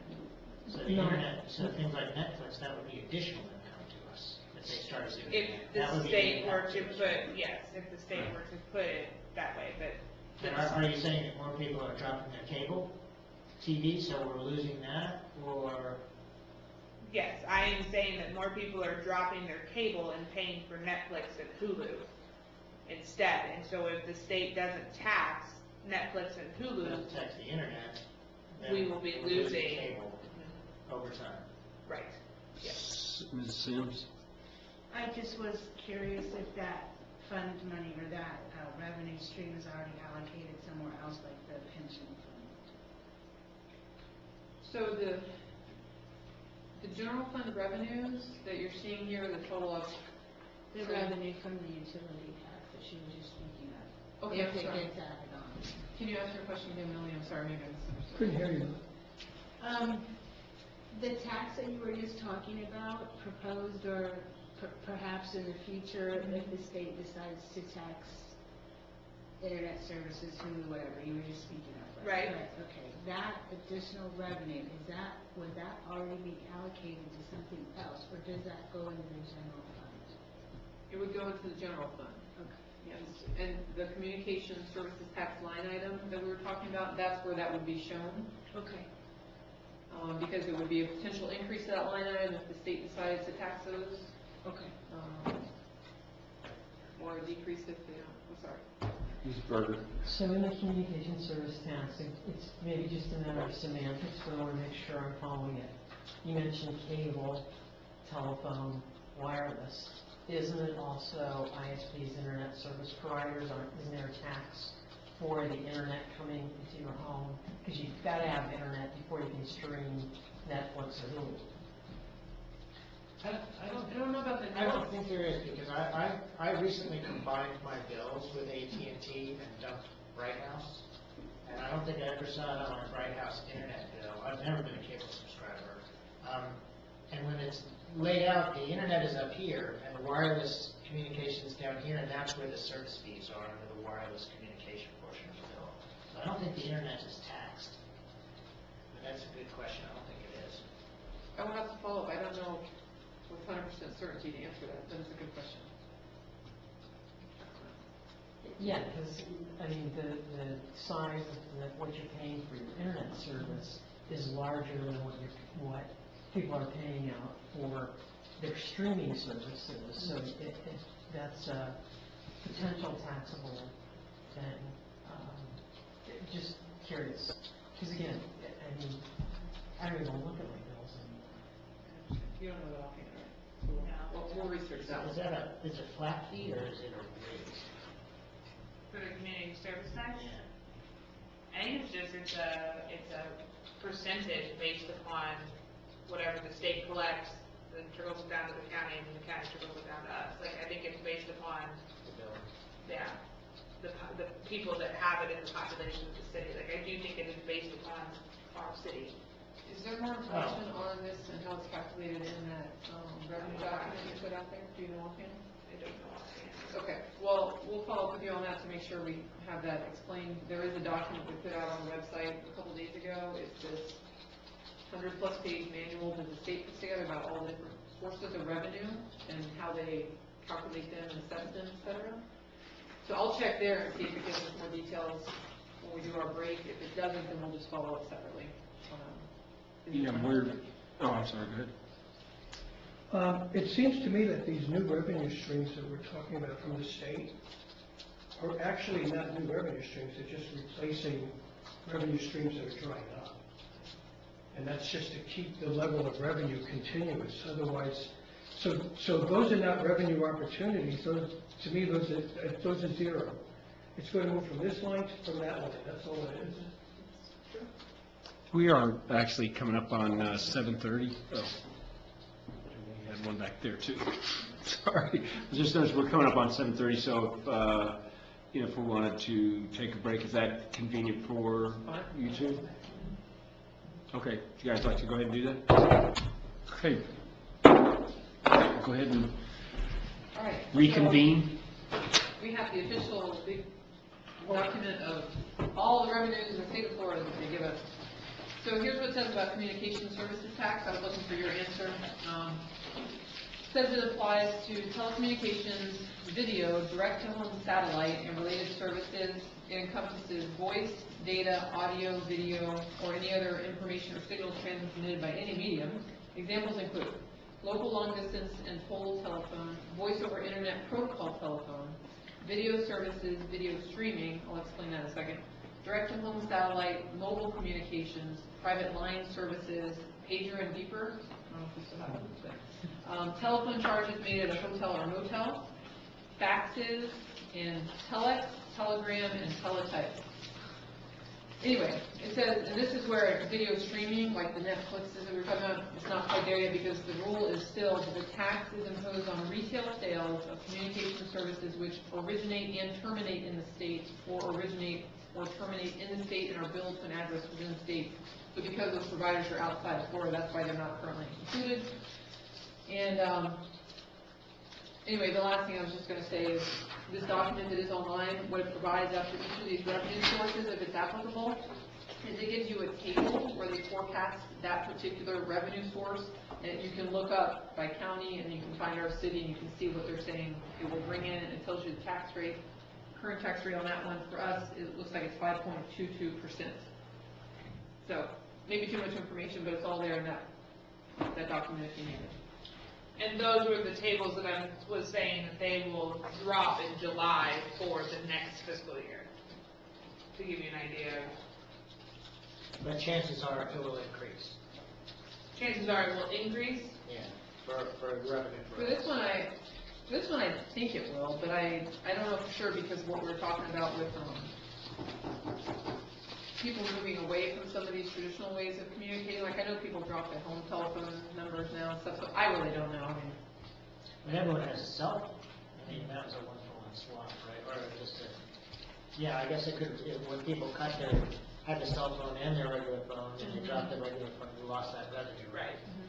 well, I can tell you the information I have in front of me to give you. So the document we've been studying is for 16-17, and that revenue was 377,000 and change. 387. Am I looking at? 387 is what it would have budgeted for. Sorry, 387. This document, which was the projection for the 17-18 year, looks like they were projecting 402,000. So that's a little increase right there. I have a question. This is going to sound like kind of a dumb question, I guess. But is it, are there things, are all of these things like fair game? to be raised if appropriate and if helpful? We can tell you when we get to those that we can change. Like So there's far- certain ones in here that we have that the city has some control over, and others that's just not, maybe we get some revenue from it, but we don't have any control over how much it is or when it comes, or, okay. Great. So far, the only one like that we have control over is the ad valorem one, which you guys know all about. And I think that's it for what we've covered so far. That's it. Yeah. That's it so far. Is it possible for the city, I mean, and I'm not proposing this, but is it possible for the city to impose additional taxes on things that, I mean, for example, if the city wanted to impose an additional tax on gasoline, gasoline at the pump, is that possible? Well, the gasoline example is not something the city can handle. That is not within our purview. But if you give me another example, I can look it up and find out if that's something because a lot of things the state has reserved control over. But there are some things that the city could do if it wanted Yeah, to. there can be examples that we can come up with. Like, is potentially. it retail sales? Could we tax retail sales? I haven't looked at that, so I would have to find out if the state allows the city to do that independent, or if we would have to get some sort of, special act. The different cities around here have different sales tax rates, that would be telling me that. Well, I know the county sets the sales tax rate, and when there are specific, it's not a community development district, but specific, Hammock's Landing, which is off of Palm Bay Road in Palm Bay. Yeah. I don't remember what that's called that development, but the bottom line is, if you buy something there, you get an extra, it's either 0.5% or 1% on your, so that's like a retail sales tax, but it's specifically something that was set up, I guess, for that particular area. But I don't believe the cities have the right to just set a retail sales tax, but I'll double check to be sure. That would probably be good, I guess, Yeah. right? But, on the other hand, I think I saw in some report, we took in $28 million in retail sales over the last year. I mean, there's 30 restaurants in this town, I didn't realize. I do know that, like, if you were to decide you wanted to tax the citizens, like an assessment for, like, to get streets done, didn't have the funding to do the streets, so you charge an additional assessment, like the stormwater assessment, and that money would go strictly to fixing the streets. You could do that, but all those things are normally, I think, by referendum, like you'd have to go to the voters and have them passed, and then they can be from that, so. Right, if we wanted to create a bond or something, could we? Correct, same type of thing. Just want to briefly remind everybody, it is, I think it is very, very helpful to the recording secretary that we, raise hands and that sort of stuff, and that gives me the opportunity to call out the name of the person that's getting ready to speak, and it really does help her quite a bit. I think it's on you now still. So the next few line items, from local business tax down to miscellaneous building permits, those are going to be the items that are kind of housed in our community development, building, and zoning area. People come in and decide they want to do something to their house, they have to come get a permit. Those who have businesses in the city pay a business tax. Those are your local business taxes. I don't know if there's really much more to say about that. I mean, that would be something that if we wanted to raise the permit fees, I'm pretty sure that we have the ability to do that. Currently, the permit fees are based upon what you're going to be doing at the house, decide how much is charged for that permit fee. Whether or not you're going to put a deck on or you're going to put a roof on, they're different based upon what the job you're actually going to be completing. Any questions with those? If I may, Oh, I'm sorry, forgive me. Mr. Whitney? the permit fee thing is interesting, and there might be an opportunity here. And I'm just throwing this out, and I don't think this is the appropriate time to have conversation about it, but I'm just thinking through this. If you go to Home Depot, just picking on Home Depot for hypothetical, and you order doors, they will come to the city and apply for the appropriate permits to hang those doors around your house, okay? The permit may cost $100, but Home Depot's going to charge you $250 for the permit. And the reason is, their justification is, well, they had to go to the city, they had to go get it, do all that kind of stuff. I wonder if there's not an opportunity for us to raise permit prices, but also make it very easy for the homeowner to pick it up themselves. So they would actually have a reduction in cost, and the city could see an increase in revenue. And the people that would be losing in that transaction are the supplier, the contractor. I'll make a note to pass that along to John Stone, our community development director, and that's something he can answer for you during his presentation. Yeah, and how would we communicate that to the community and so on and so forth? Because I've lived here for 4 years, and I've had a number of contractors, and I always pay $250, $275, and I know, like, if the city was only $93 or something like that, so. Because I'm not sure, and John will have to explain that, because I'm not sure if there's some type of reasoning why the contractor is to come in so they can verify the paperwork before a permit goes out, if that makes sense, compared to a homeowner. And we'll have to let John explain Yeah, that to us. That's why. that would be the only thing I would. But that's what I say, I don't, let the professionals tell us what the deal is. I think John knows. I'm pretty sure he does too. Any other questions on that? The next three line items are all your franchise fees, the electricity franchise fee, the gas franchise fee, and the waste management franchise fee. I think we probably all understand how those work. We've gone through the waste management, understand how that one works. I have a question just regarding that. In general, are the franchise fees that the city of Satellite Beach gets from these three things, and you did cover waste management quite well, but are the franchise fees that Satellite Beach gets, are they consistent with other cities around here? I mean, is that just the same, everybody pays the same because you're getting the electricity from the same place and the gas from the same place and things like that, or is Satellite Beach getting more or less, or does that even vary? 10%, right. I think, I can get that information about other cities and what it looks like. I don't have it in front of me. 10% is not an unusual number from things I've seen before, but let me get the data and we can look at that. In terms of the actual provider, did you have a question about that too? Or? No, just in general, I mean, are we, is that something that possibly we're behind the curve on a little bit? I'll find out. Yeah. Berger? I just want to make sure I'm following the bouncing ball correctly. So we know waste management is proposed to go to 15%.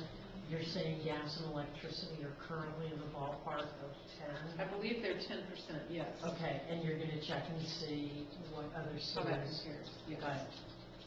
Thank you. That is a question, though. Why didn't you propose to raise those franchises as well? Well, one thing I need to check on, because something in the back of my mind is telling me there's like, I don't know, these contracts were negotiated a long time ago, so let me check and see why 10% is in there and why, as I understand it, I've been told that's the max. I haven't actually verified that, got that when I talked to Courtney, so I'll check and I'll report back. I can't answer that 100% right now, though.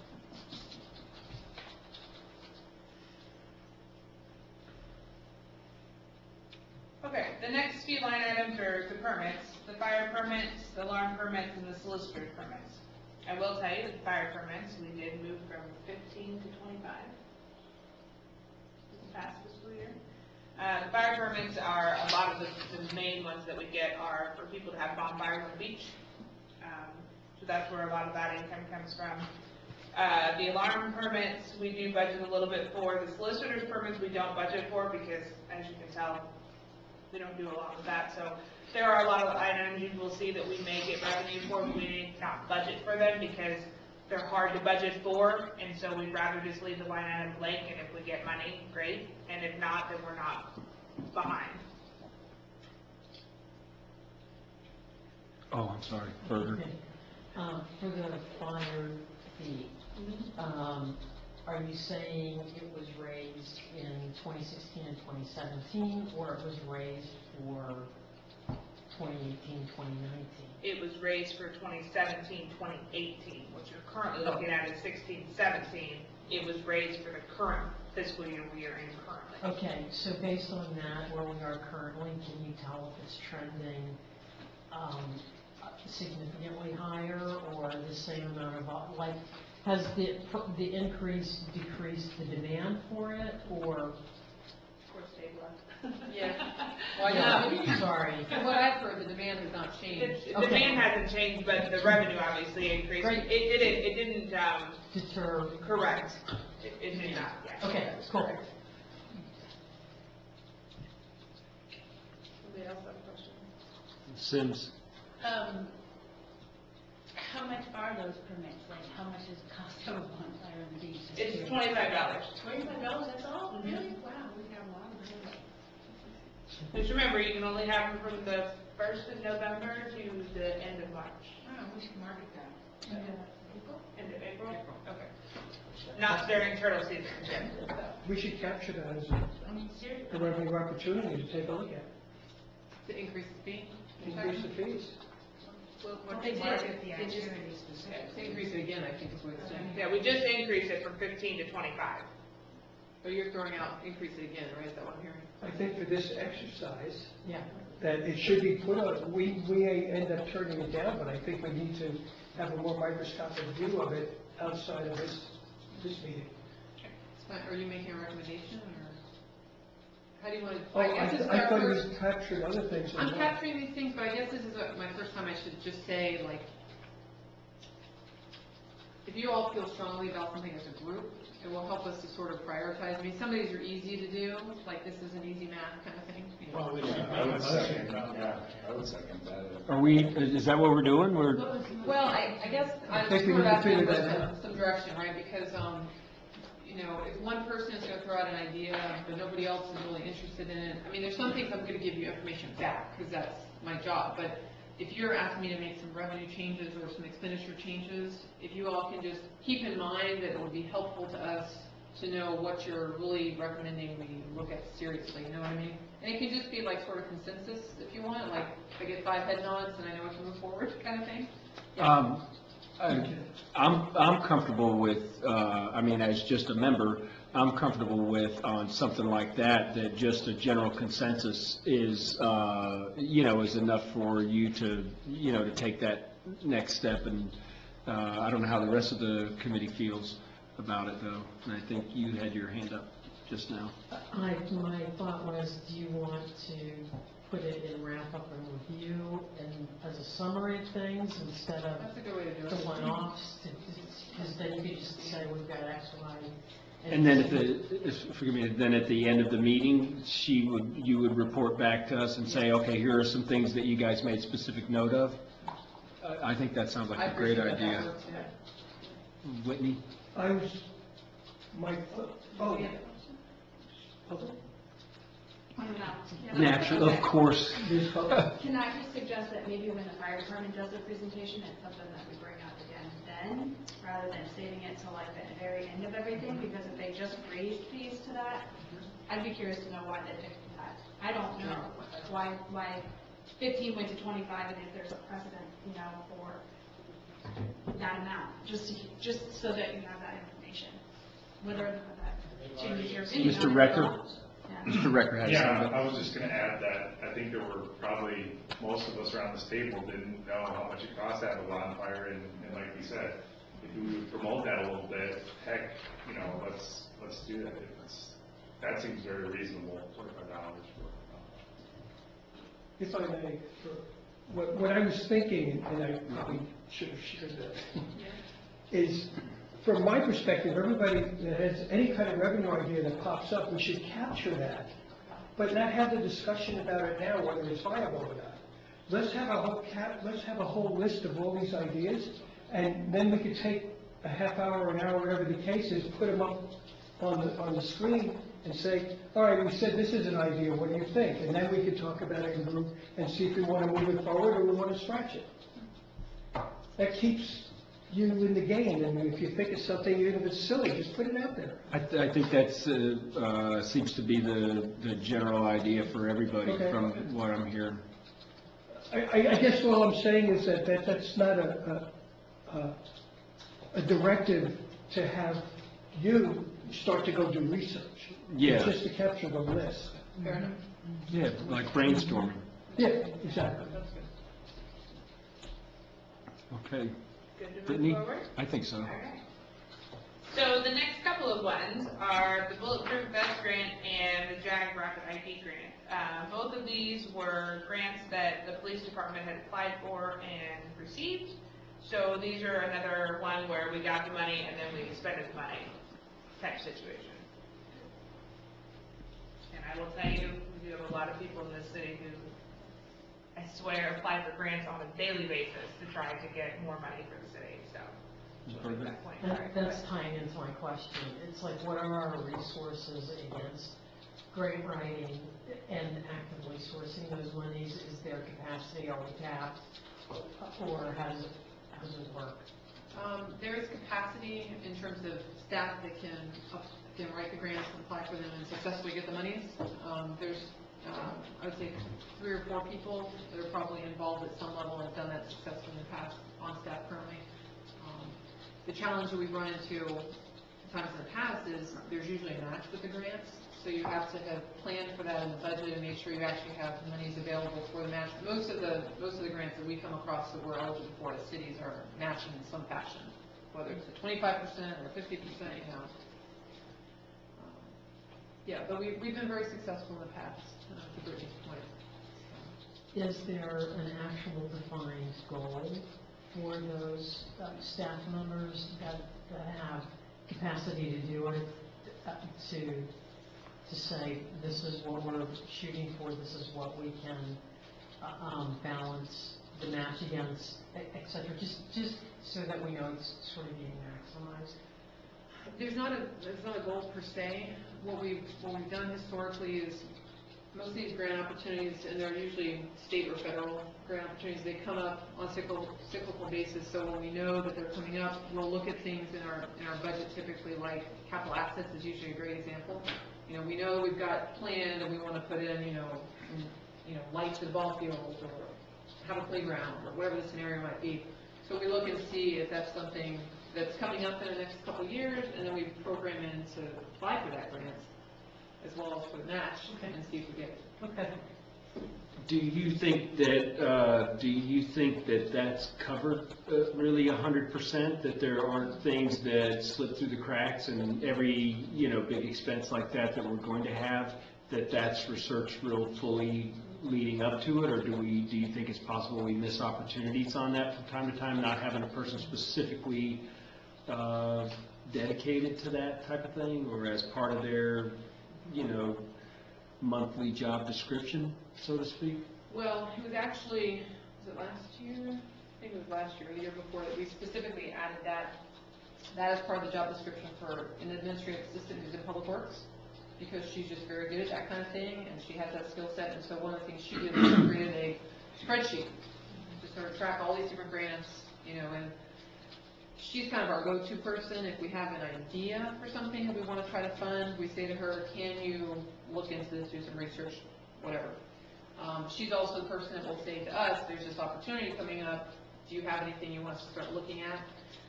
It's absolutely possible we've missed opportunities. I know we've had to not apply for some because of the match issue, because we didn't have the funds available. But we can certainly, I think we can always do more, I guess would be my answer. It's always possible we miss something that's out there.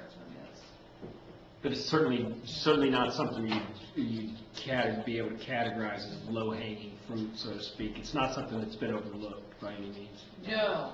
In fact, from the stories I've heard, predating my time here, it seems that a lot of the way that the city acquired the beachfront property was through grants. as I understand it, but again, I couldn't give you details on it, so.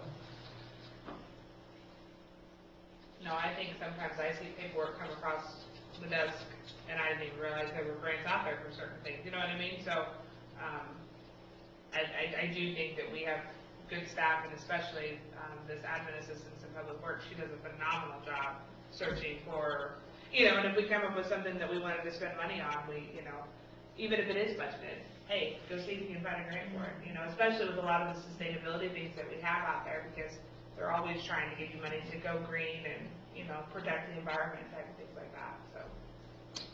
Mr. Ricker? Just say that, I like that idea though, to say, you know, this is the grants that we got this year, let's make it a goal to achieve that in the following year, you know, a goal or, but I like that it's in the job description, that's a very good start, but I like the idea of a goal.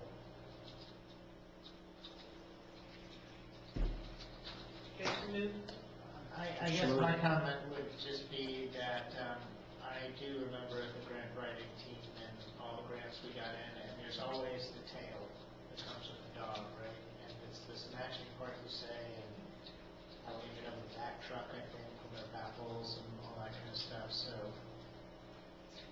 it's a slippery slope. Grants a little bit is what's trying to say.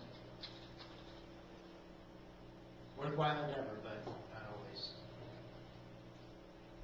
Certainly, we should never go into debt to match funds together. Right.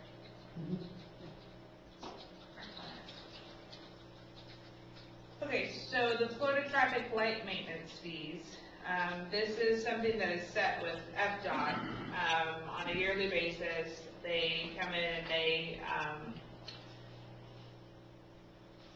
we send them actually copies of the FPL bills on a yearly basis, and then they come up with a certain amount of money they pay us, and this year it actually went up just a little bit, and actually went up for the piece that we had budgeted for this fiscal year as well, based upon the traffic light arms.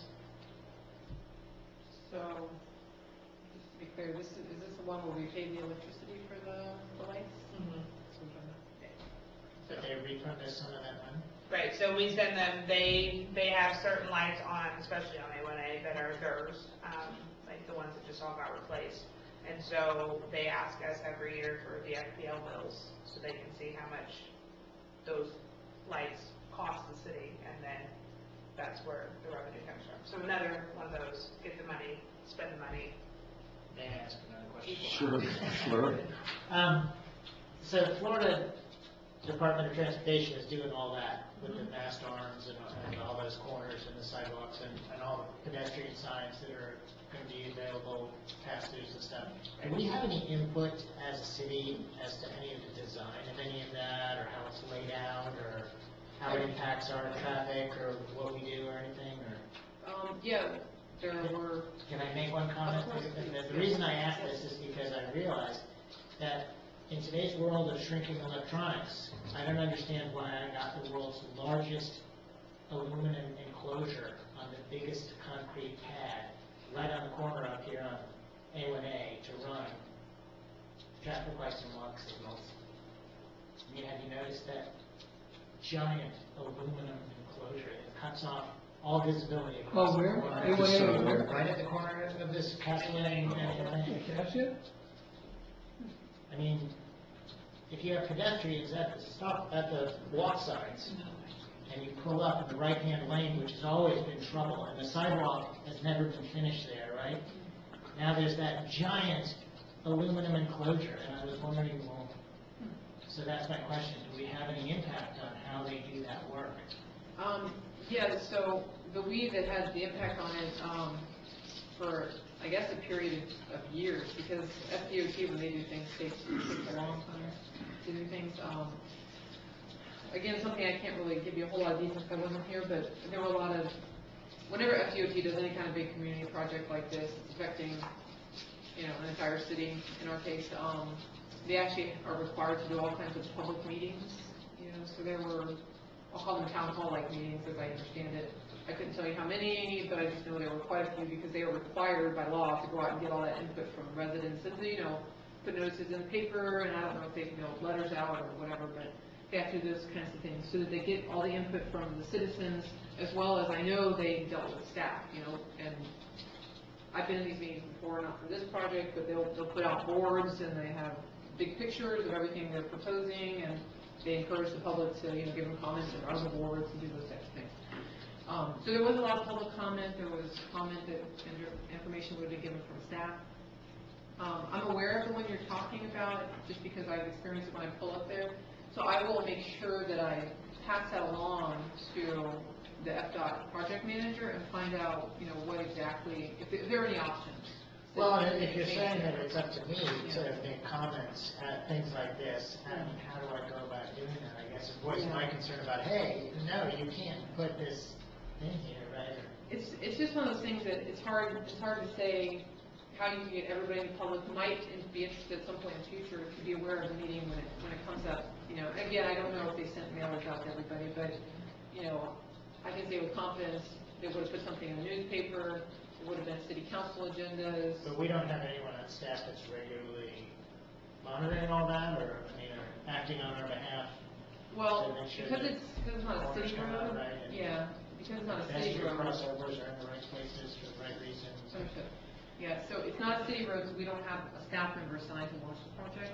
But when we've had complaints from residents, we've had issues that we just saw and said that doesn't look right, we have contacted them and said, what can you do to fix this?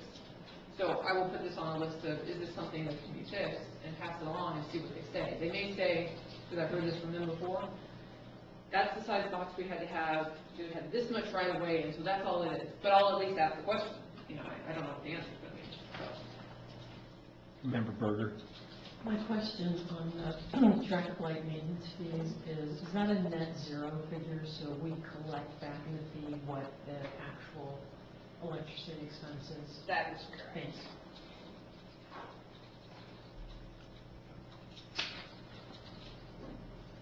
Okay, the next line item is a newer line item. I made you copy this one a little bit. This is the one where the fire department is billing the Medicare. For ambulance? Not for ambulance services, we have a community paramedic program, which are some of our EMT firefighter folks will go to people's homes and provide continuity of care, specifically after they have been released from a hospital, for example. And part of the reason they do that is one of the things that they're trying to mitigate specifically is people who fall again in their homes. So that's a big part of this community paramedic program. So they go and they just do essentially like wellness checks. And so we've discovered that there is a way to, through a third-party provider, and the fire chief can tell you a lot more about this than I can, but through a third-party provider, we can bill Medicare for some of these things. So it is a new revenue stream that the fire chief came up with, I guess in the past year or so. And this does not reflect.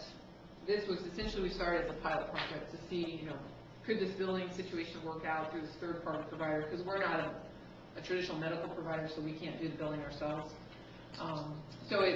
From everything I've heard so far, it looks like it's a very promising, and this was the beginning of it here, so there's more in this year's budget. I don't know offhand how much. Mr. Schlur? I guess that ultimately we'll discuss that from a philosophical perspective again about what business we want our fire department in. That's where we appreciate a stream like this.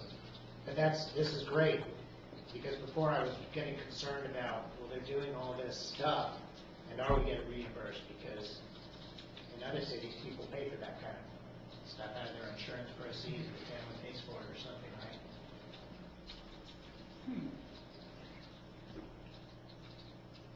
Back to you, Brittany. The next one, the state revenue sharing, is another one that we don't have any control over. We find out in July about how much we're going to get. The same type of situation. The mobile home licenses. I don't know offhand. Such a small line, I don't really know. So wait, Andrew has one more question, I guess. On the state revenue sharing, can you be more specific? Is that sales tax refunds or something, or what revenue sharing are they sharing? I mean, it's pretty significant too, 300,000. I'm sorry, what was that for?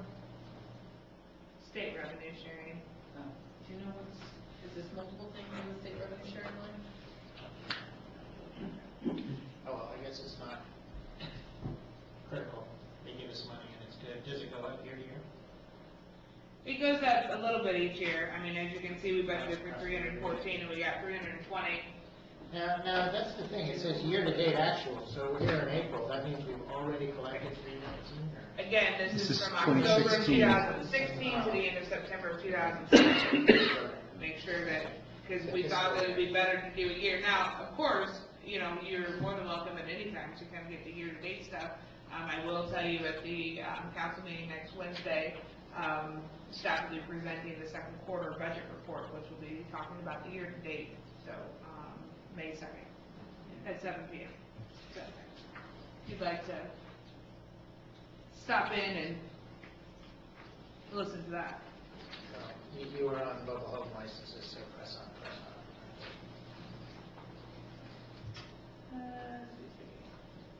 So the mobile home licenses is, let's see, it receives proceeds from an annual license tax levied on all mobile homes and park trailers. And travel trailers and fifth wheels. RVs, so that's fine. I'm trying to picture, you know, the Yeah. big mobile home area that we're contributing. So that's where that comes from. And I will look at the state revenue and get you an answer on that.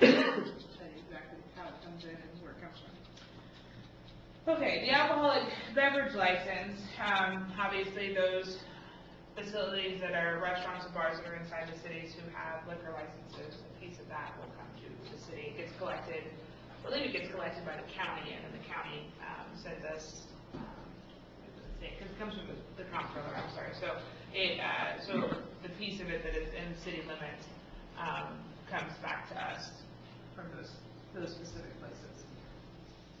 The half-cent sales tax, it's the same type of thing. Another state revenue. Not been too long since it's been in play. Been a few years. This one maybe one that was specific for, Mr. Whitney? That's just a wash, isn't it? The 0.5% sales tax. because, what, I don't understand. Isn't that money used for a specific purpose? Yeah, that's what I was just having her look up here, because I think it's one of those half cents that was set up for, you know, some of them I are think set up that's for. the lagoon, isn't it? Lagoon, so Lagoon I don't know if cleanup. that's the one. Precisely. Well, lagoon tax, I thought that was actually going to the county, so. Well, that's why this is interesting to me. Oh, Well, there was one that schools did for infrastructure, but again, that wouldn't be coming into our revenues. there was one the schools did a few years ago for buses.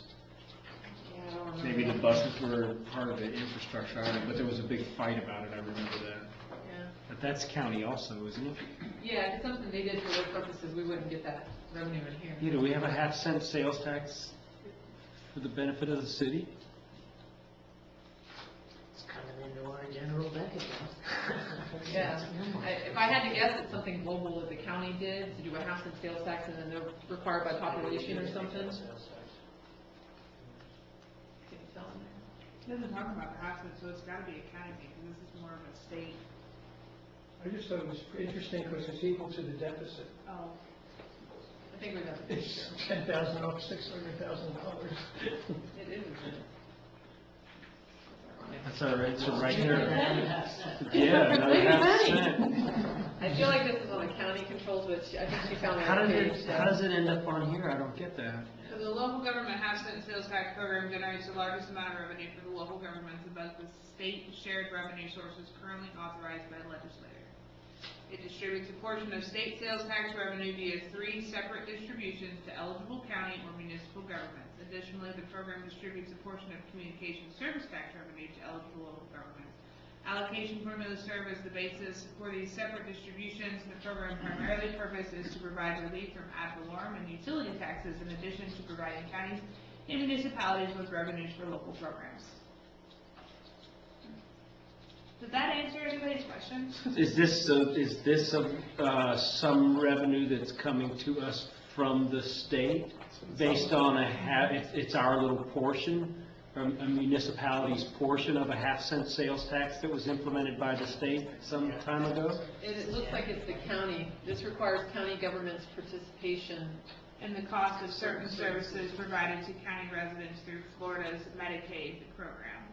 Although the state is responsible for the full portion of the state's share of the matching funds required for the Medicaid program, the state charges county governments an annual contribution in order to acquire a certain portion for the funds. Yeah, this is one the county has to, like, vote to approve, and then, the money gets collected at the state level and gets divvied back down. Is there a chart on the next page that shows the allocation for each city? So that said, these three parts, the communications tax, the state share, the revenue sharing, and then the sales tax was the three parts? Or? Yeah, I think that's what she just read. It looks like that for this fiscal year, the projection was $642,000, so it did go up. That's some big coin. Thanks, County. But this is already in there. This actually represents what was budgeted and what we got. Yeah, it's already part of it. Yeah. We can't raise it, in other words. But we can avoid spending it. Yeah. Sell that fire And truck. put it in our savings account and sell that fire truck. So, Okay. but I digress. All right, we're gonna try to power through so you guys get through this briefly. Let's get to the revenues. Yeah. All right, the firefighter supplemental income. So this is another wash. The firefighters get incentives through their payroll depending on if they have associate's degrees or bachelor's degrees. Then on a quarterly basis, I send a report into the state, and the state refunds us for those incentives that we gave to them. Can I make a suggestion and, see how staff and the rest of the committee feels about it? Do you think we can go through these and, how does everyone else feel about this? That we not necessarily go through a detailed explanation of each item on here, except the ones that we actually might be able to, have some effect over, or that we might be able to use for the purposes of the committee? Mr. Whitney? Can I add on to that? Sure. Let's look at the line items that are material. And line items of $700, $300, we don't need to understand that, because no matter what we do, we're not going to impact the budget in any significant way. But there's one coming up for $106,000, there's one for $65,000. Seems like we had three If we go through members those, agree there's right maybe away. 6 so or that's 7 four that of we us. can, there's maybe 6 or 7 left rather than 30. Yes. Okay. Do y'all feel, Brittany, Want Suzanne? to tell me which one you want to talk about? Is that? No, we don't know. We're saying, I think what I was proposing is that you, for us, go over the ones that we might actually be able to Okay. Okay. do something with. Maybe significantly. Yeah, and if there's any that are significant amounts, even though they may be Gotcha. out of our control, let's go Okay. quick. All right, so real quickly, we'll go to the pilot hunt one for the $106,000, because I'm sure that's one that you guys are curious about. So that is a pilot program through the 100 acres. Pilot is an acronym. It sorry. stands for payment in lieu of taxes. So there's actually an agreement that governs this money coming in. Sorry, I didn't. No, I apologize, because so the 100 acres, there's an agreement with the owners of that. Instead of them paying taxes, they pay us, based upon, Calculation that's in the agreement. yeah. So if the agreement, you would like to see the agreement, we'd be happy to post that up online. 'Cause that one I can't, there's not much of any kind of technical. So there's no real expense against this line item. It's absorbed into every other line item. Correct. But the question is, do they pay more or less than 8.15 on the property? Know what the property is. I Do they can get a check sweet on that. deal or a not sweet deal? Yeah, I can check on that, but part of the challenge is because this is vacant lands. Yeah. You wouldn't, they could throw a couple cows out there, call it agricultural, and then we'd get. And then we'd be out of business. Yeah, so. This is all Department of Defense. It all rolls up to DOD. Is it, right? This is a real pain. There's not much we can do here. This has been struggled through by a lot of people for a long time, and it's Department of Defense they pull the strings on this one. Okay. Good. Yes. All right, so we'll move to the copying and record searches. Mhm. That would be something you could change. You know, we charge people to make copies or do faxes and things like that, so we could increase that. I think that's immaterial. I'm just That's just me. giving you the line items that I know you could change. The next one, the 65,000, those are SROs. Currently, we have 2 SRO security resource officers. We have 2 SROs. We pay obviously our police officers, so the money goes out, and 65,000 comes in from the school district to help us pay for those.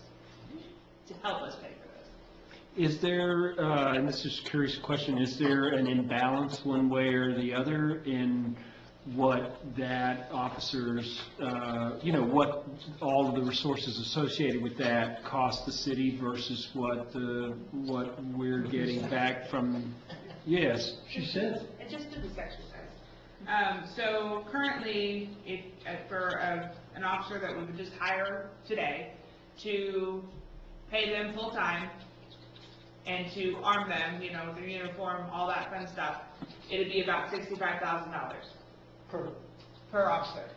That's benefits, everything. So currently, the school board pays us about half of what it cost us to do this. Because they're paying us for 2 SROs currently, and those $33,000 a piece. Each. I'm sorry, because this is last year's. This year's $66,000. So they're paying us $33,000 each, and we're paying out $65,000 each. We can't do anything about that. We do not have the resource officers, right? And then we would lose the $30,000 a year. The SRO Is there any currently is a very requirement? hot topic right now. It's so- very, yeah. It's a very hot topic right now, but there's no requirement that we have to have it, right? I'm not aware of an actual requirement that the city has to provide them.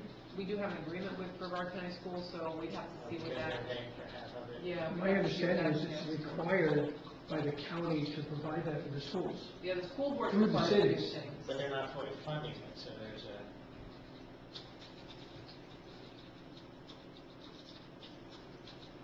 Can we control that? We can look at the agreement, but I don't think we can control the cost of it. But I think, we could look at the agreement. Obviously, as we all are very aware that it is a very hot topic, so for us to come out of the program, I'm not sure is gonna look very gleaming on us, I guess is the best way to say that. are our schools have fences around them, are they single access, single entrance schools? I think I noticed on Surfside, it seems like there's a gate all the way around it. I can't remember all of them. I haven't been to the schools in quite a while, but I haven't On Surfside, there's a gate all the way around it? I thought when I drove by, I saw there was a gate right there by where the front entrance is. I know that you can there's like a horseshoe, Right. and that's all open. Right, but beyond that, when you get past the building, the first set of walls, I think, is a That's a gate. I'm not sure, I would have to look at it. Burger. So are the officers allocated where? To? Like, where's their cost? No. No. Oh, what, schools? Yes. Surfside and, One of them is shared between Holland and Surfside, and one of them is between Delora and Satellite High. I think that's right. The 2 elementary schools share the one. Holland and Surfside, and then Delora and Satellite High share the other one. That's how it works out. Yeah. And that's all these resources do. They're dedicated to schools, full-time. And I'm just trying to understand the math. So it's 2 people full-time covering 4 things. They're fully in equipment paid, and we get reimbursed for half that. And it's a requirement. Well, that's what I'll check, because it's a good question. We have an agreement. I don't know what the legalities are of getting out of that kind of an agreement, and I don't know if there's any other mandate, but as far as I know, the mandate to protect schools has always been one of the school board. So, Okay.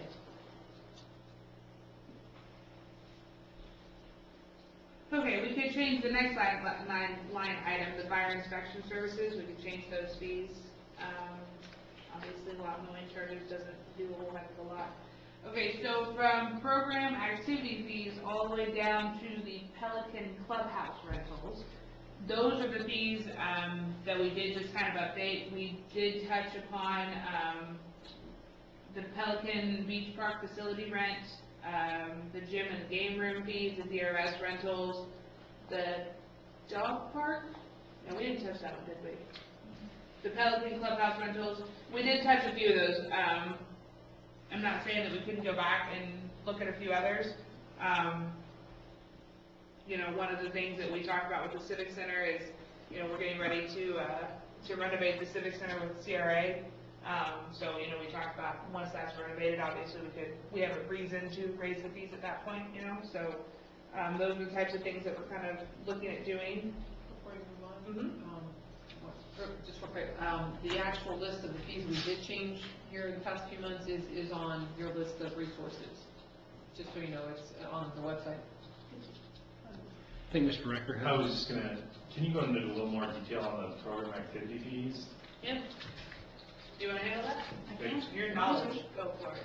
Okay, so those are the fees that people, you take a class over at the rec center, and you go to the office and you pay us $40 for that month for your kid to take tennis lessons. That's the income coming in. Now, we contract with all of our teachers.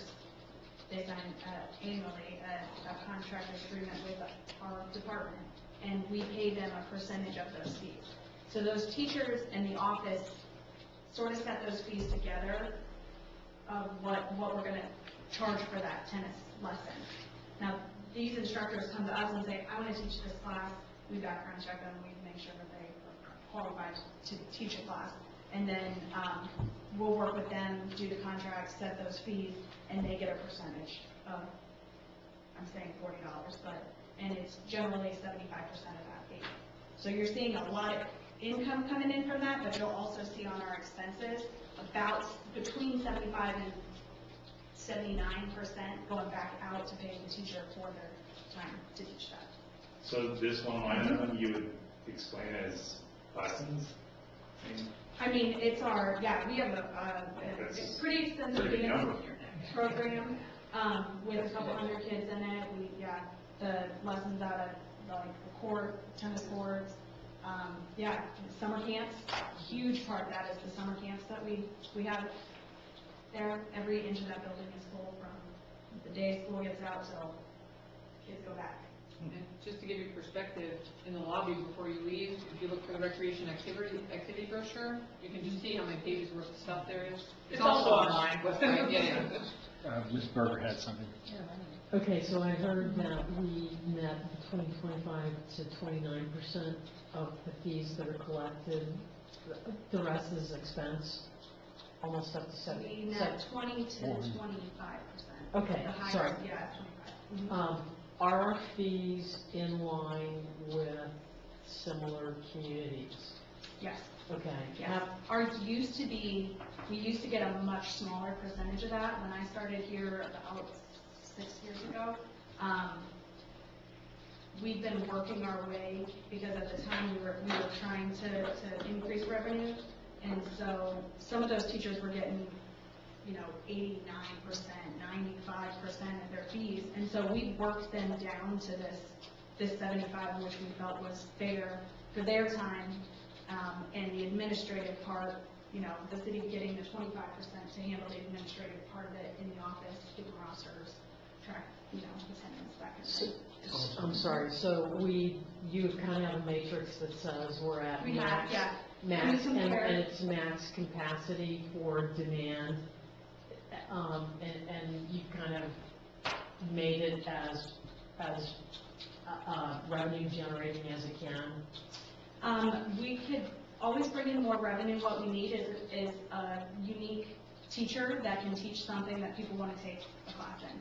Because a lot of the facility space is full, but there's always holes in the schedule where if there's a room that we could stick something in, and you know, we evaluate the programs of, well, is this making any, are we losing money by having, you know, the air on and the electricity? So we evaluate all our programs that way. And if we don't, if a program's doing really well and we're looking at something similar offered somewhere else and we're charging such a really low fee, we'll encourage that instructor to bump up their fees the next season. And we do that regularly. We're always evaluating this. Do you think it's possible that, I mean, if we take that, you know, 20 or 21 up to 25, if we take that as kind of a given, is it possible that there are other programs that can be offered that just cost more? And, you know, not to exclude something that costs less, but things that cost more that would, that, you know, that would just generate more revenues just because they cost more. I mean, if you're still getting 25% of it, I mean, are there things that we could... To prioritize the programs that are No, actually, no, I don't mean that. I don't mean to prioritize. No, I mean, are there other things that, you were saying before that you always have your eyes open for things that could be added if there's a hole in the schedule or things like that. Do you think there are other things that, I mean, are there programs that other cities offer that people just very happily pay a lot more for, but we don't do it because we don't have the right person for it or something like that?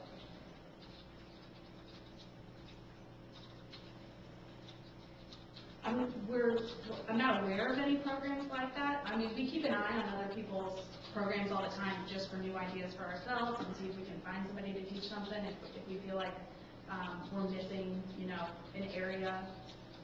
I know we've struggled for the last few years for like an art teacher. We used to have, you know, some art teachers for kids, and we've struggled with that over the last few years, trying to find somebody to do that consistently. We've had a few people try, and it doesn't really take off. You know, we'll do it for a couple seasons. Then if it's not successful, the teacher doesn't want to do it either because it's a waste of their time. Sure. But we're constantly giving out, you know, information about how to become an instructor with the city, and anybody who's got ideas that want to come teach with us. Our dance program, which I mentioned, is pretty extensive, uses, you know, both dance studios after school through the evening. So that takes up a lot of prime time that you would put, let's say, like a Zumba class in there for adults, because now we've scheduled it for this particular class. You know, so middle of the day, there's a lot of rooms and space open, but that's because kids are in school. Now, I know it's published, and I can just go and read it, but since you're here, I'll just ask. For example, do we have like a coding camp? I mean, my kids went to something like that in Orlando a few years ago, and it was really remarkable to me how much it costs, and went all the way to Orlando for it. Mm-hmm. Do we have that? We don't. Right now, we don't have like a computer lab type thing set up. Our science teacher who teaches in our lab has expressed interest in doing something like that, but we don't. Right now, we don't have a set up facility to be able. Is it out of the question that something like that could partner with the high school that probably does have a pretty robust lab? Yeah, that's a possibility, for sure. Yeah, and I'm just thinking, Brevard Arts is fairly big. I'm wondering if there are resources we could tap in that community to see if we could, you know, get maybe those art gaps filled, or capitalize on art opportunities. Right. Cool. Does that create the good, kind of creates the, what is it that, over by innovation, you know, artisan space, I can't think of the name of it. Creative space or something. Collective. It's an art place where you can go and do whatever different projects that you want to work on. It's just like a space for art, different artists. So I would tap that as a resource. It sits right next to Innovation Yoga over by the Eco Brains. Little cafe sits right behind it. just make a small suggestion to the, to staff and the rest of the committee. I wonder if maybe each of us, on our own, might, come up with, again, kind of brainstorming style, and no ideas are going to get poo-pooed on, so don't be bashful about it. Just put together anything and everything that we think might be worthwhile and email it, and, you could comb through that and maybe come up with something, just as revenue-generating events or activities or things like that, that, you can look through it and see if it's harebrained or if it actually does have possibly some legs. Just for comedic effect, I feel it's necessary for me to say, sell that fire truck now. Let the record show that Mr. Schlur really wants to sell the fire truck. Ms. Berger? Last question.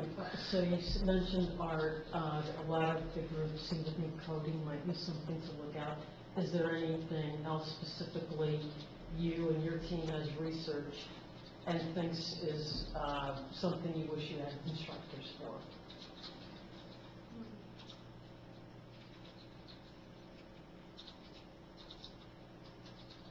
Let me bring that back to you. Cool. When we do our presentation, because I know our program, the person who manages all of that, I think she has an idea in her head of things that she would like. So, and she has shared those with me, but I don't have them off the top of my head. So, And when you do your presentation, we could understand the matrix of the schedule and where you think those gaps are and timing. Sure. To help look at it, because obviously for folks that are in full-time positions, filling a daytime slot could be problematic, but, just figuring out where we can find painters and yank them out of their studio again and do something, or some code geeks, so that'd be great. And I will make the comment, because you'll see, we budgeted for 482. We actually only brought in 431. It's like, little weeks back, everything there's kind of an ebb and flow with how many people are actually signing up for classes. So even if we were to bring in some of these programs, it'd be tough to say, looking forward before we even started it, to commit, we're going to make this on it, because we don't know how many people are actually going to sign up for that. So that's one of those tough numbers that we usually set this fee based on how we've done the prior year, rather than saying we are definitely going to try and make this. It's like, well, it looks like things are trending this way. This program seems to be going down, but this one seems to be coming up, and that's kind of how we got to that number. Is there a resource to kind of look in advance? When you're planning that for a year, for the coming year, is there a resource to see, for lack of a better expression, to just see what people are into this year, so to speak, and try to recruit for that type of stuff? We do that definitely, even in our dance program. Cheerleading got real hot there for a moment, so they were doing cheerleading classes and tumbling classes, and when the Summer Olympics comes on, gymnastics classes, booked with a wait list.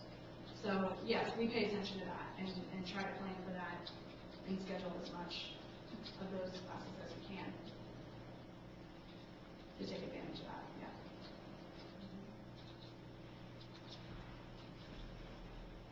Okay. I think it's back to you, Brittany.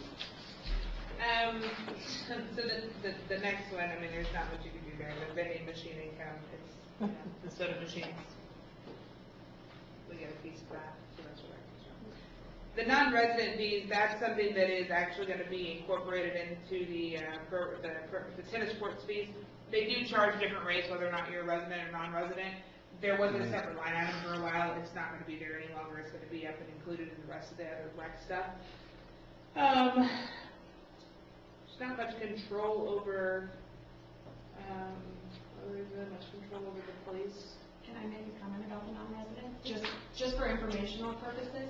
So tennis courts is the only facility that we charge a resident, non-resident fee, and that's because all of our other recreation facilities have grant money in them. And when you get state and federal grant money, you can't charge different fees. They all have to be flat across the board. So right now, there's not any grant money at that park So if we were to apply for a grant and get some money to do some of the infrastructure projects and things at the tennis courts, that resident, non-resident would go away. But we would try and settle somewhere in the middle there. Do you know if, do any of those grants, does that requirement sunset at any point? Do you know? I believe it's 25 years Be interesting to see where we're from the at. completion of the grant. Yeah. I mean, I know some of these. I'm in the grants are process of trying to go through Are you? all of Okay. those and make a chart for myself so that I know when we can. stuff, yeah. Because if you put a playground somewhere, and now that nobody uses that playground, it's in the middle of nowhere, but you paid for it with a grant, you need to keep it there for 25 years. And Or you pay the grant back, right? Isn't that something like something that. like that? Okay. Ms. Berger? On the court fines and forfeits, I know that we're going to hear from the Community Development Police on June 14th. Is there any way that we can ask them to be prepared to talk about speed enforcement? And so that we can look at how resources need to be allocated for that and what sort of estimate could be made about collection. For increased ticket writing, basically, right? Well, enforcing things. And just violators will pay. Okay, I gotcha. I think about the only other one that we could possibly change the cost of, and would be a process with the ordinance violations, like, I don't know if that's, I think that's set by us, the fee is, and so we could look at changing that. The rest of them are pretty well self-explanatory. Obviously, they're not really things that we actually budget for too much. We do get some bank interest, you know. If we sell a fixed asset, we actually get some gain on that. Fundraising projects is the bricks. They sell bricks, have them engraved, and then we keep them on city property at different trees and different locations amongst the city. So people pay us to buy the bricks from us, and then we get them engraved with their names or however they want to do it, and they stay on city property. And that's something that the city does entirely itself? The bricks? The Yeah. bricks? No, we pay somebody to do it. No, I don't mean make the bricks, but that's not, it's not wrapped up with a charity or anything like that? It's like a lease plate and stuff. Yeah, it's just something that's been done for years, I guess. Well, when all the plaques and things on trees started deteriorating and they don't last forever, I guess a number of years ago, they came up with a brick program. And so they started replacing those plaques by engraving a brick somewhere. Is So it- we still get maybe 20 bricks a year.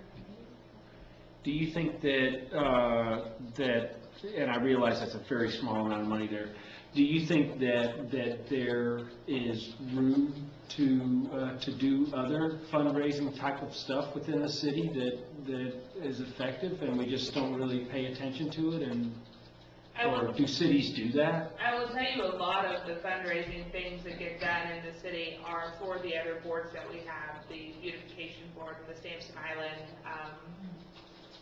That's where a lot of that fundraising stuff happens, because there's a little fund that they're trying to make money to be able to care for the expenses that they have. I mean, they have a Sampson Island work day every month? No. Okay, once a Couple quarter. times a year. Yeah. So, anyways, but they go out there and they clean it up, and a lot of volunteers go out and do that, but then there is a board for that, and so they do that. The beautification board brings in money by selling, Magnets, license plates, they do selling the plants. In each of the boards, they have there's some cost associated with that too. I mean, I remember on the sustainability board, all the meetings were here at night with a recording secretary and the city manager and everything like that. Is it even reasonable to consider encouraging in one way or another boards to conduct more fundraising that that offsets some of their expenses more and to be less of a cost on the city's budget? Is that reasonable, or are their costs significant at all? I, I mean, it does involve staff and everything. generally, if you're talking about boards like this, I mean, to me, it's I a don't little know. bit negligible. I mean, Okay. so far, our costs, I guess, for this board would be, like you're saying, I mean, running some power here, and you got some staff people hanging out, and we're rushing some snacks. Understood. But yeah, I don't know, it's an interesting question. I don't think offhand it would be worth doing. Plus, I guess the thing with the volunteer boards, the beautification board, some of those, there's a good fit for maybe doing things like that more. But some of the boards are much more formal, planning advisory board, for example. Yeah.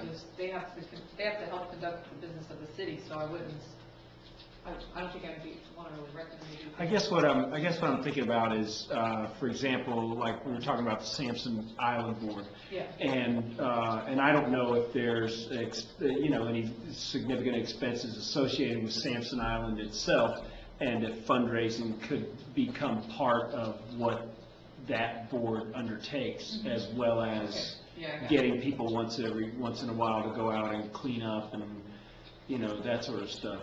So that's probably an interesting idea, like if you consider the cost of staff, public works to go out and do things to repair stuff. People go out there all the time and damage the city property, like they vandalize things. Sure. Those types of things. I mean, there's the potential to look at fundraising to offset that.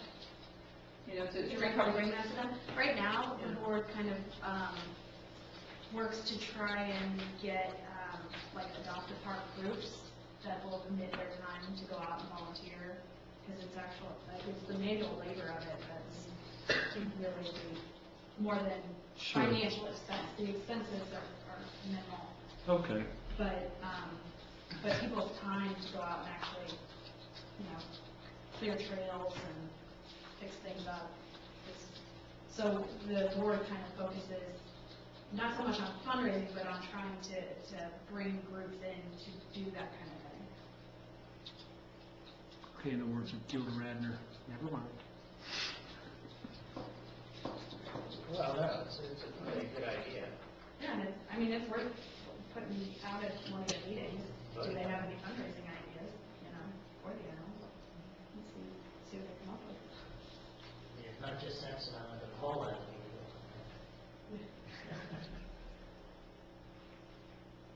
Question? Awesome. Berger? I see there's a significant increase in police department donations.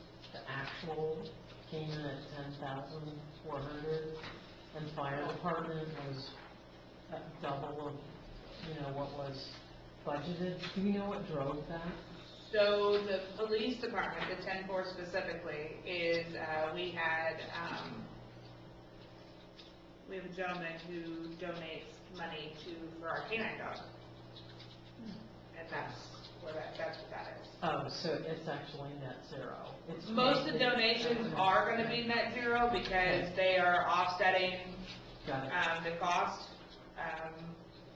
If you flip to the next page, I mean, a lot of this is the same type of thing. The donations that the public works got, those were for Moby mats that are. So the cost of those will be coming out of the public works department. So again, the offsetting type thing. The safety program insurance grant, that is something that over the last few years we have received. So it just helps offset costs. The same thing with, miscellaneous revenues. There's not really any way to budget those types of things. It's just kind of little things that come here and there. For example, we just had on our behalf, there was a lawsuit of some stripe on, I don't even remember all the details of it, but it was like $398 that we received. And we didn't know what it was for, but it was somebody from the state on our behalf, something had happened, It was a class action lawsuit for computer batteries or something. So that's kind of where those monies go. And then, the refunds from the prior year's expenditures and things like that is just money that we got back after the year was over. And that's where those things get put in, so. I think Mr. Schlur had I'm sorry. something. So for example, here, the $1,500, you assumed you were going to get $1,500 on a donation, and it would be used for police department equipment or whatever, because that's how donations are usually, so I donate to this or something, right? But you ended up getting $10,400, and you made the comment that it offsets costs. So did we save some money in the general fund off of this $10,400, or did we just spend it on more? Well, with the PD specifically, With this, well, I just wanted to comment the fact that we knew that this gentleman was going to be donating the money, so when we put the cost in for the canine dog, it was the same year we were going to be receiving the money. So it wasn't a cost that we were gonna put in, we got the donation, so we went ahead and spent the money to have the canine dog. Because Astra was getting to be retirement age. So otherwise, we wouldn't have bought the dog then? I'm not saying that because Because if you budgeted in specifically because you knew we were gonna get the money. If we It just weren't- happened to- Specifically knew we weren't gonna get the money, then we were not gonna get the dog, right? Or, No, we would have gotten the dog because the dog that we have is aging out of the program. He couldn't continue, so we would have had to fund it out of general fund. It just happens that there's this gentleman who's very supportive of the canine program. Right. So he was approached and we asked him, would you be willing to do this again? Because he had funded the last dog and he agreed to do it. If I'm understanding your question correctly, we would have had to buy the equipment and pay for getting the new dog. but we assumed we were gonna get $1,500 for it. In our budget, right? I see what you're We got saying. $10,400, Yeah. so we spent all the money. We didn't save anything. We didn't offset any costs with that, really. Well, he wouldn't have donated the money if he thought we were going to save it. He donated the money for a specific purpose. Right. Is this possibly a question having to do again with, the 1,500 was what was budgeted at the beginning of the year, and the 10,000 is year-to-date, which was recorded at the end of the fiscal year, and it was sometime in that interim that Mr. So-and-so was approached and said, hey, would you like to donate to fund the canine program again? And so that's why there's that discrepancy there. Is that kind of what you're asking, Mr. Schwartz? Well, I'm just saying she made the comment that it offset cost. And I don't see that it did. I don't see how I saved any money. So maybe it's just semantics, because I guess And it's on the budget. So if it's a donation, I would assume donation's kind of outside the budget normally, but we have 3 line items here that say we regularly receive these budgets, or is this just for 1 year? And these line items come and go. Well, you asked several questions, so I'm going to answer at least one. See which ones I caught. So we're just putting a sort of a plug number for the budget for these contribution line items because we don't know what's going to happen during the year, to be specific. Regarding the timing of when we identified the dog needed to be replaced and when we had the conversation with this gentleman and when the budget had been established, I don't recall all the details offhand, outlined up.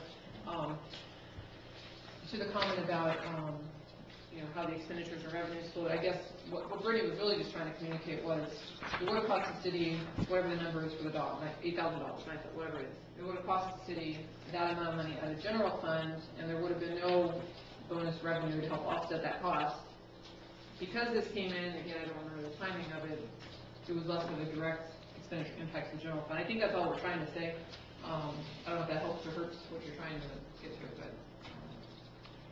And I would like to point out to the committee that we're also closing in on 9 o'clock, which I think Ms. Sims.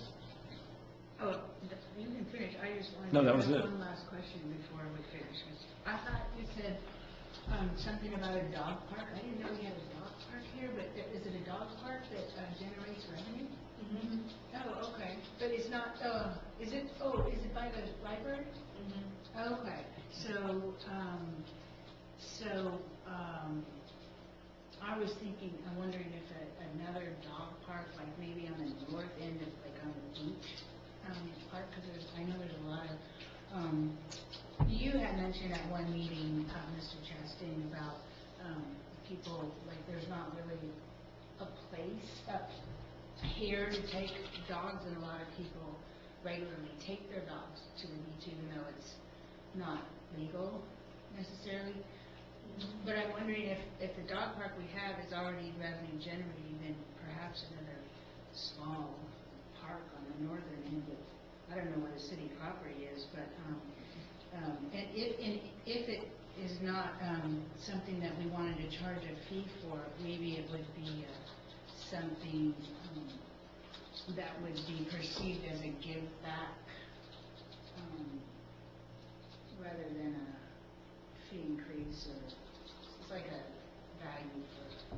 Yeah, I mean, I'm not opposed to adding an additional dog park, but understand that with the dog park, the reason it's fee generated is because there's maintenance, so we pay for all the flea. For staff. We also. Yeah, they do staff it because.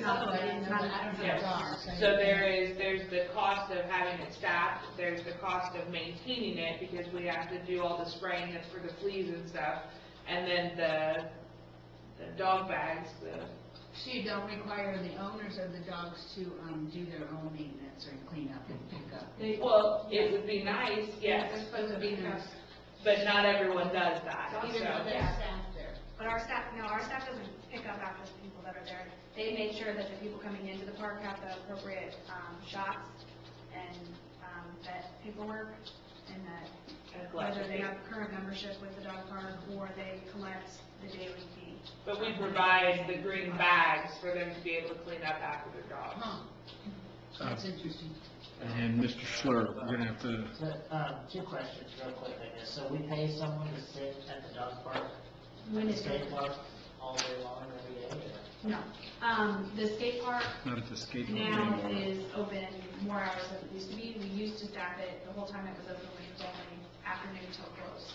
Now it's open 10 a.m. till close, and we only staff it in the afternoon. But we also eliminated user fees from that, so we're not collecting any fees for the skate park to offset the cost of But the the dog staff. park, we do collect fees. Is The there- dog park, yes, we do collect fees, And that offsets. and that helps offset the cost of the staff. So the fee we collect on the skate park, or the dog park, does that also cover the cost of the bags on Cassie Boulevard? Am I there, or we pay for that as a separate? It all comes out of the general fund. The dog park fee revenue goes into the general fund, and the dog, Yeah, because we have them all around. Green the bags, park, all too. come They're out not of- just in the dog park, they're actually all along the sidewalk that runs all the way around that sports park, around those fields. so it does help offset the cost. You know, the horrible, horrible thing is I have heard people walking their dogs say they didn't pick up their dog's due because there were no bags in those little things that started, I think, as an Eagle Scout project, right? They don't have the green bags on Patrick either, but I take my bags every time to pick up. I bought a box of 500 bags, and I carry them, it's responsibility. That's a different meeting, folks. I'm sorry. I mean, I'm about to get drawn into this, and I'm really biting my tongue not to. Sorry. So I move that we adjourn this meeting. I'm sorry. So, hold on. Actually, are we at a wrap up? I think so, Did yeah. ask if I could have like 10 minutes? Oh, to approve a- I'm okay. Yeah. Do we need a vote on that? I think you do To stay 10 minutes late? Lenore? I move Is that that we right?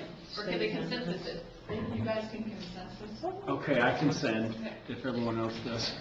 Yes, please. Okay. Did you have one quick question or question? No, Okay. I wanted to wrap up. Okay, all right, so you guys have said a lot of interesting things, some things I get, some things I'll have to look into a little bit more and come back to you on.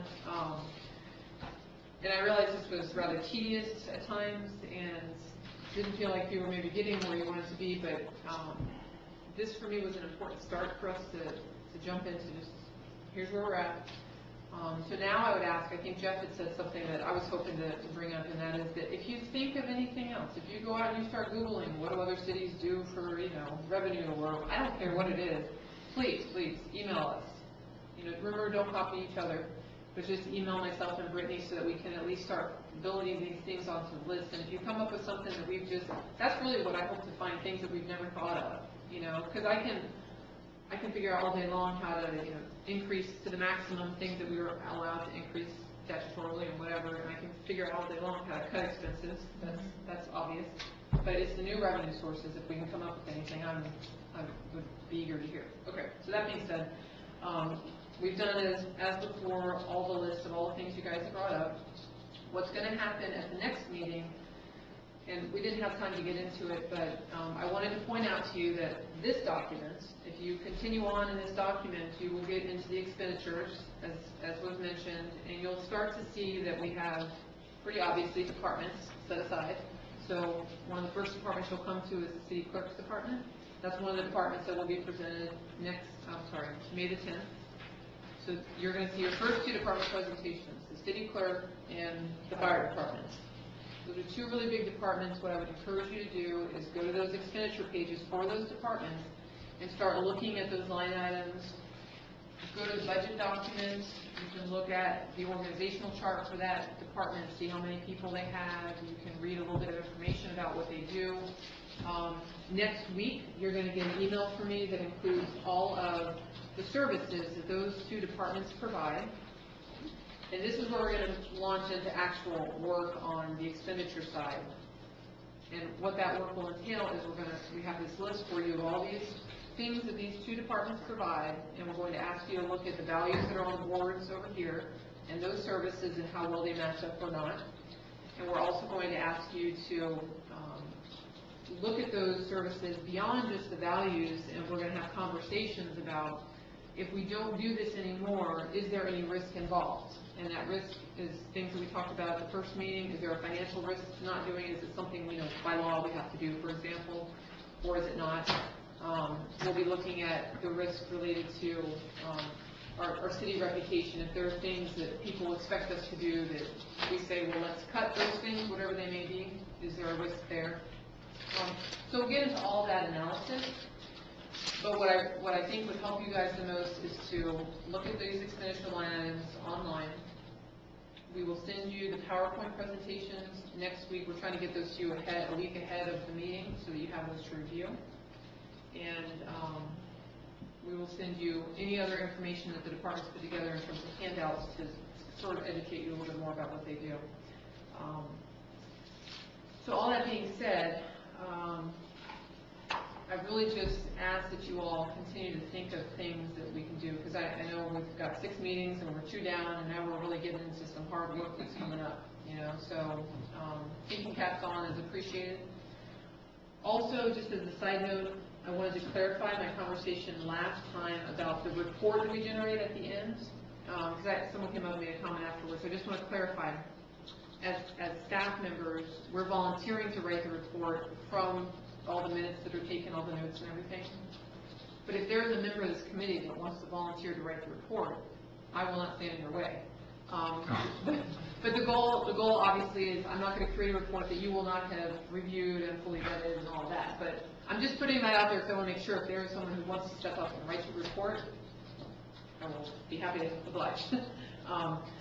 But beyond that, is there anything that I missed that you felt like we want to make sure we accomplish at the next meeting, aside from the 2 department presentations? I mean, does anybody have any burning things that we haven't hit on? Okay. Then just look for emails from me next week telling you that there's more information available for your review. I will actually email you when that stuff is on the website so you know to go and check it out. So I got a lot of follow-up items, but if you guys don't have any other comments, then I'm good. I said my piece. Do we have a motion to adjourn? Mr. Recker, motion moved that we adjourn. Ms. Berger, second. Oh, yeah. Anyone opposed to that? Adjourn. Thank you That's all. right, you did tell me last time.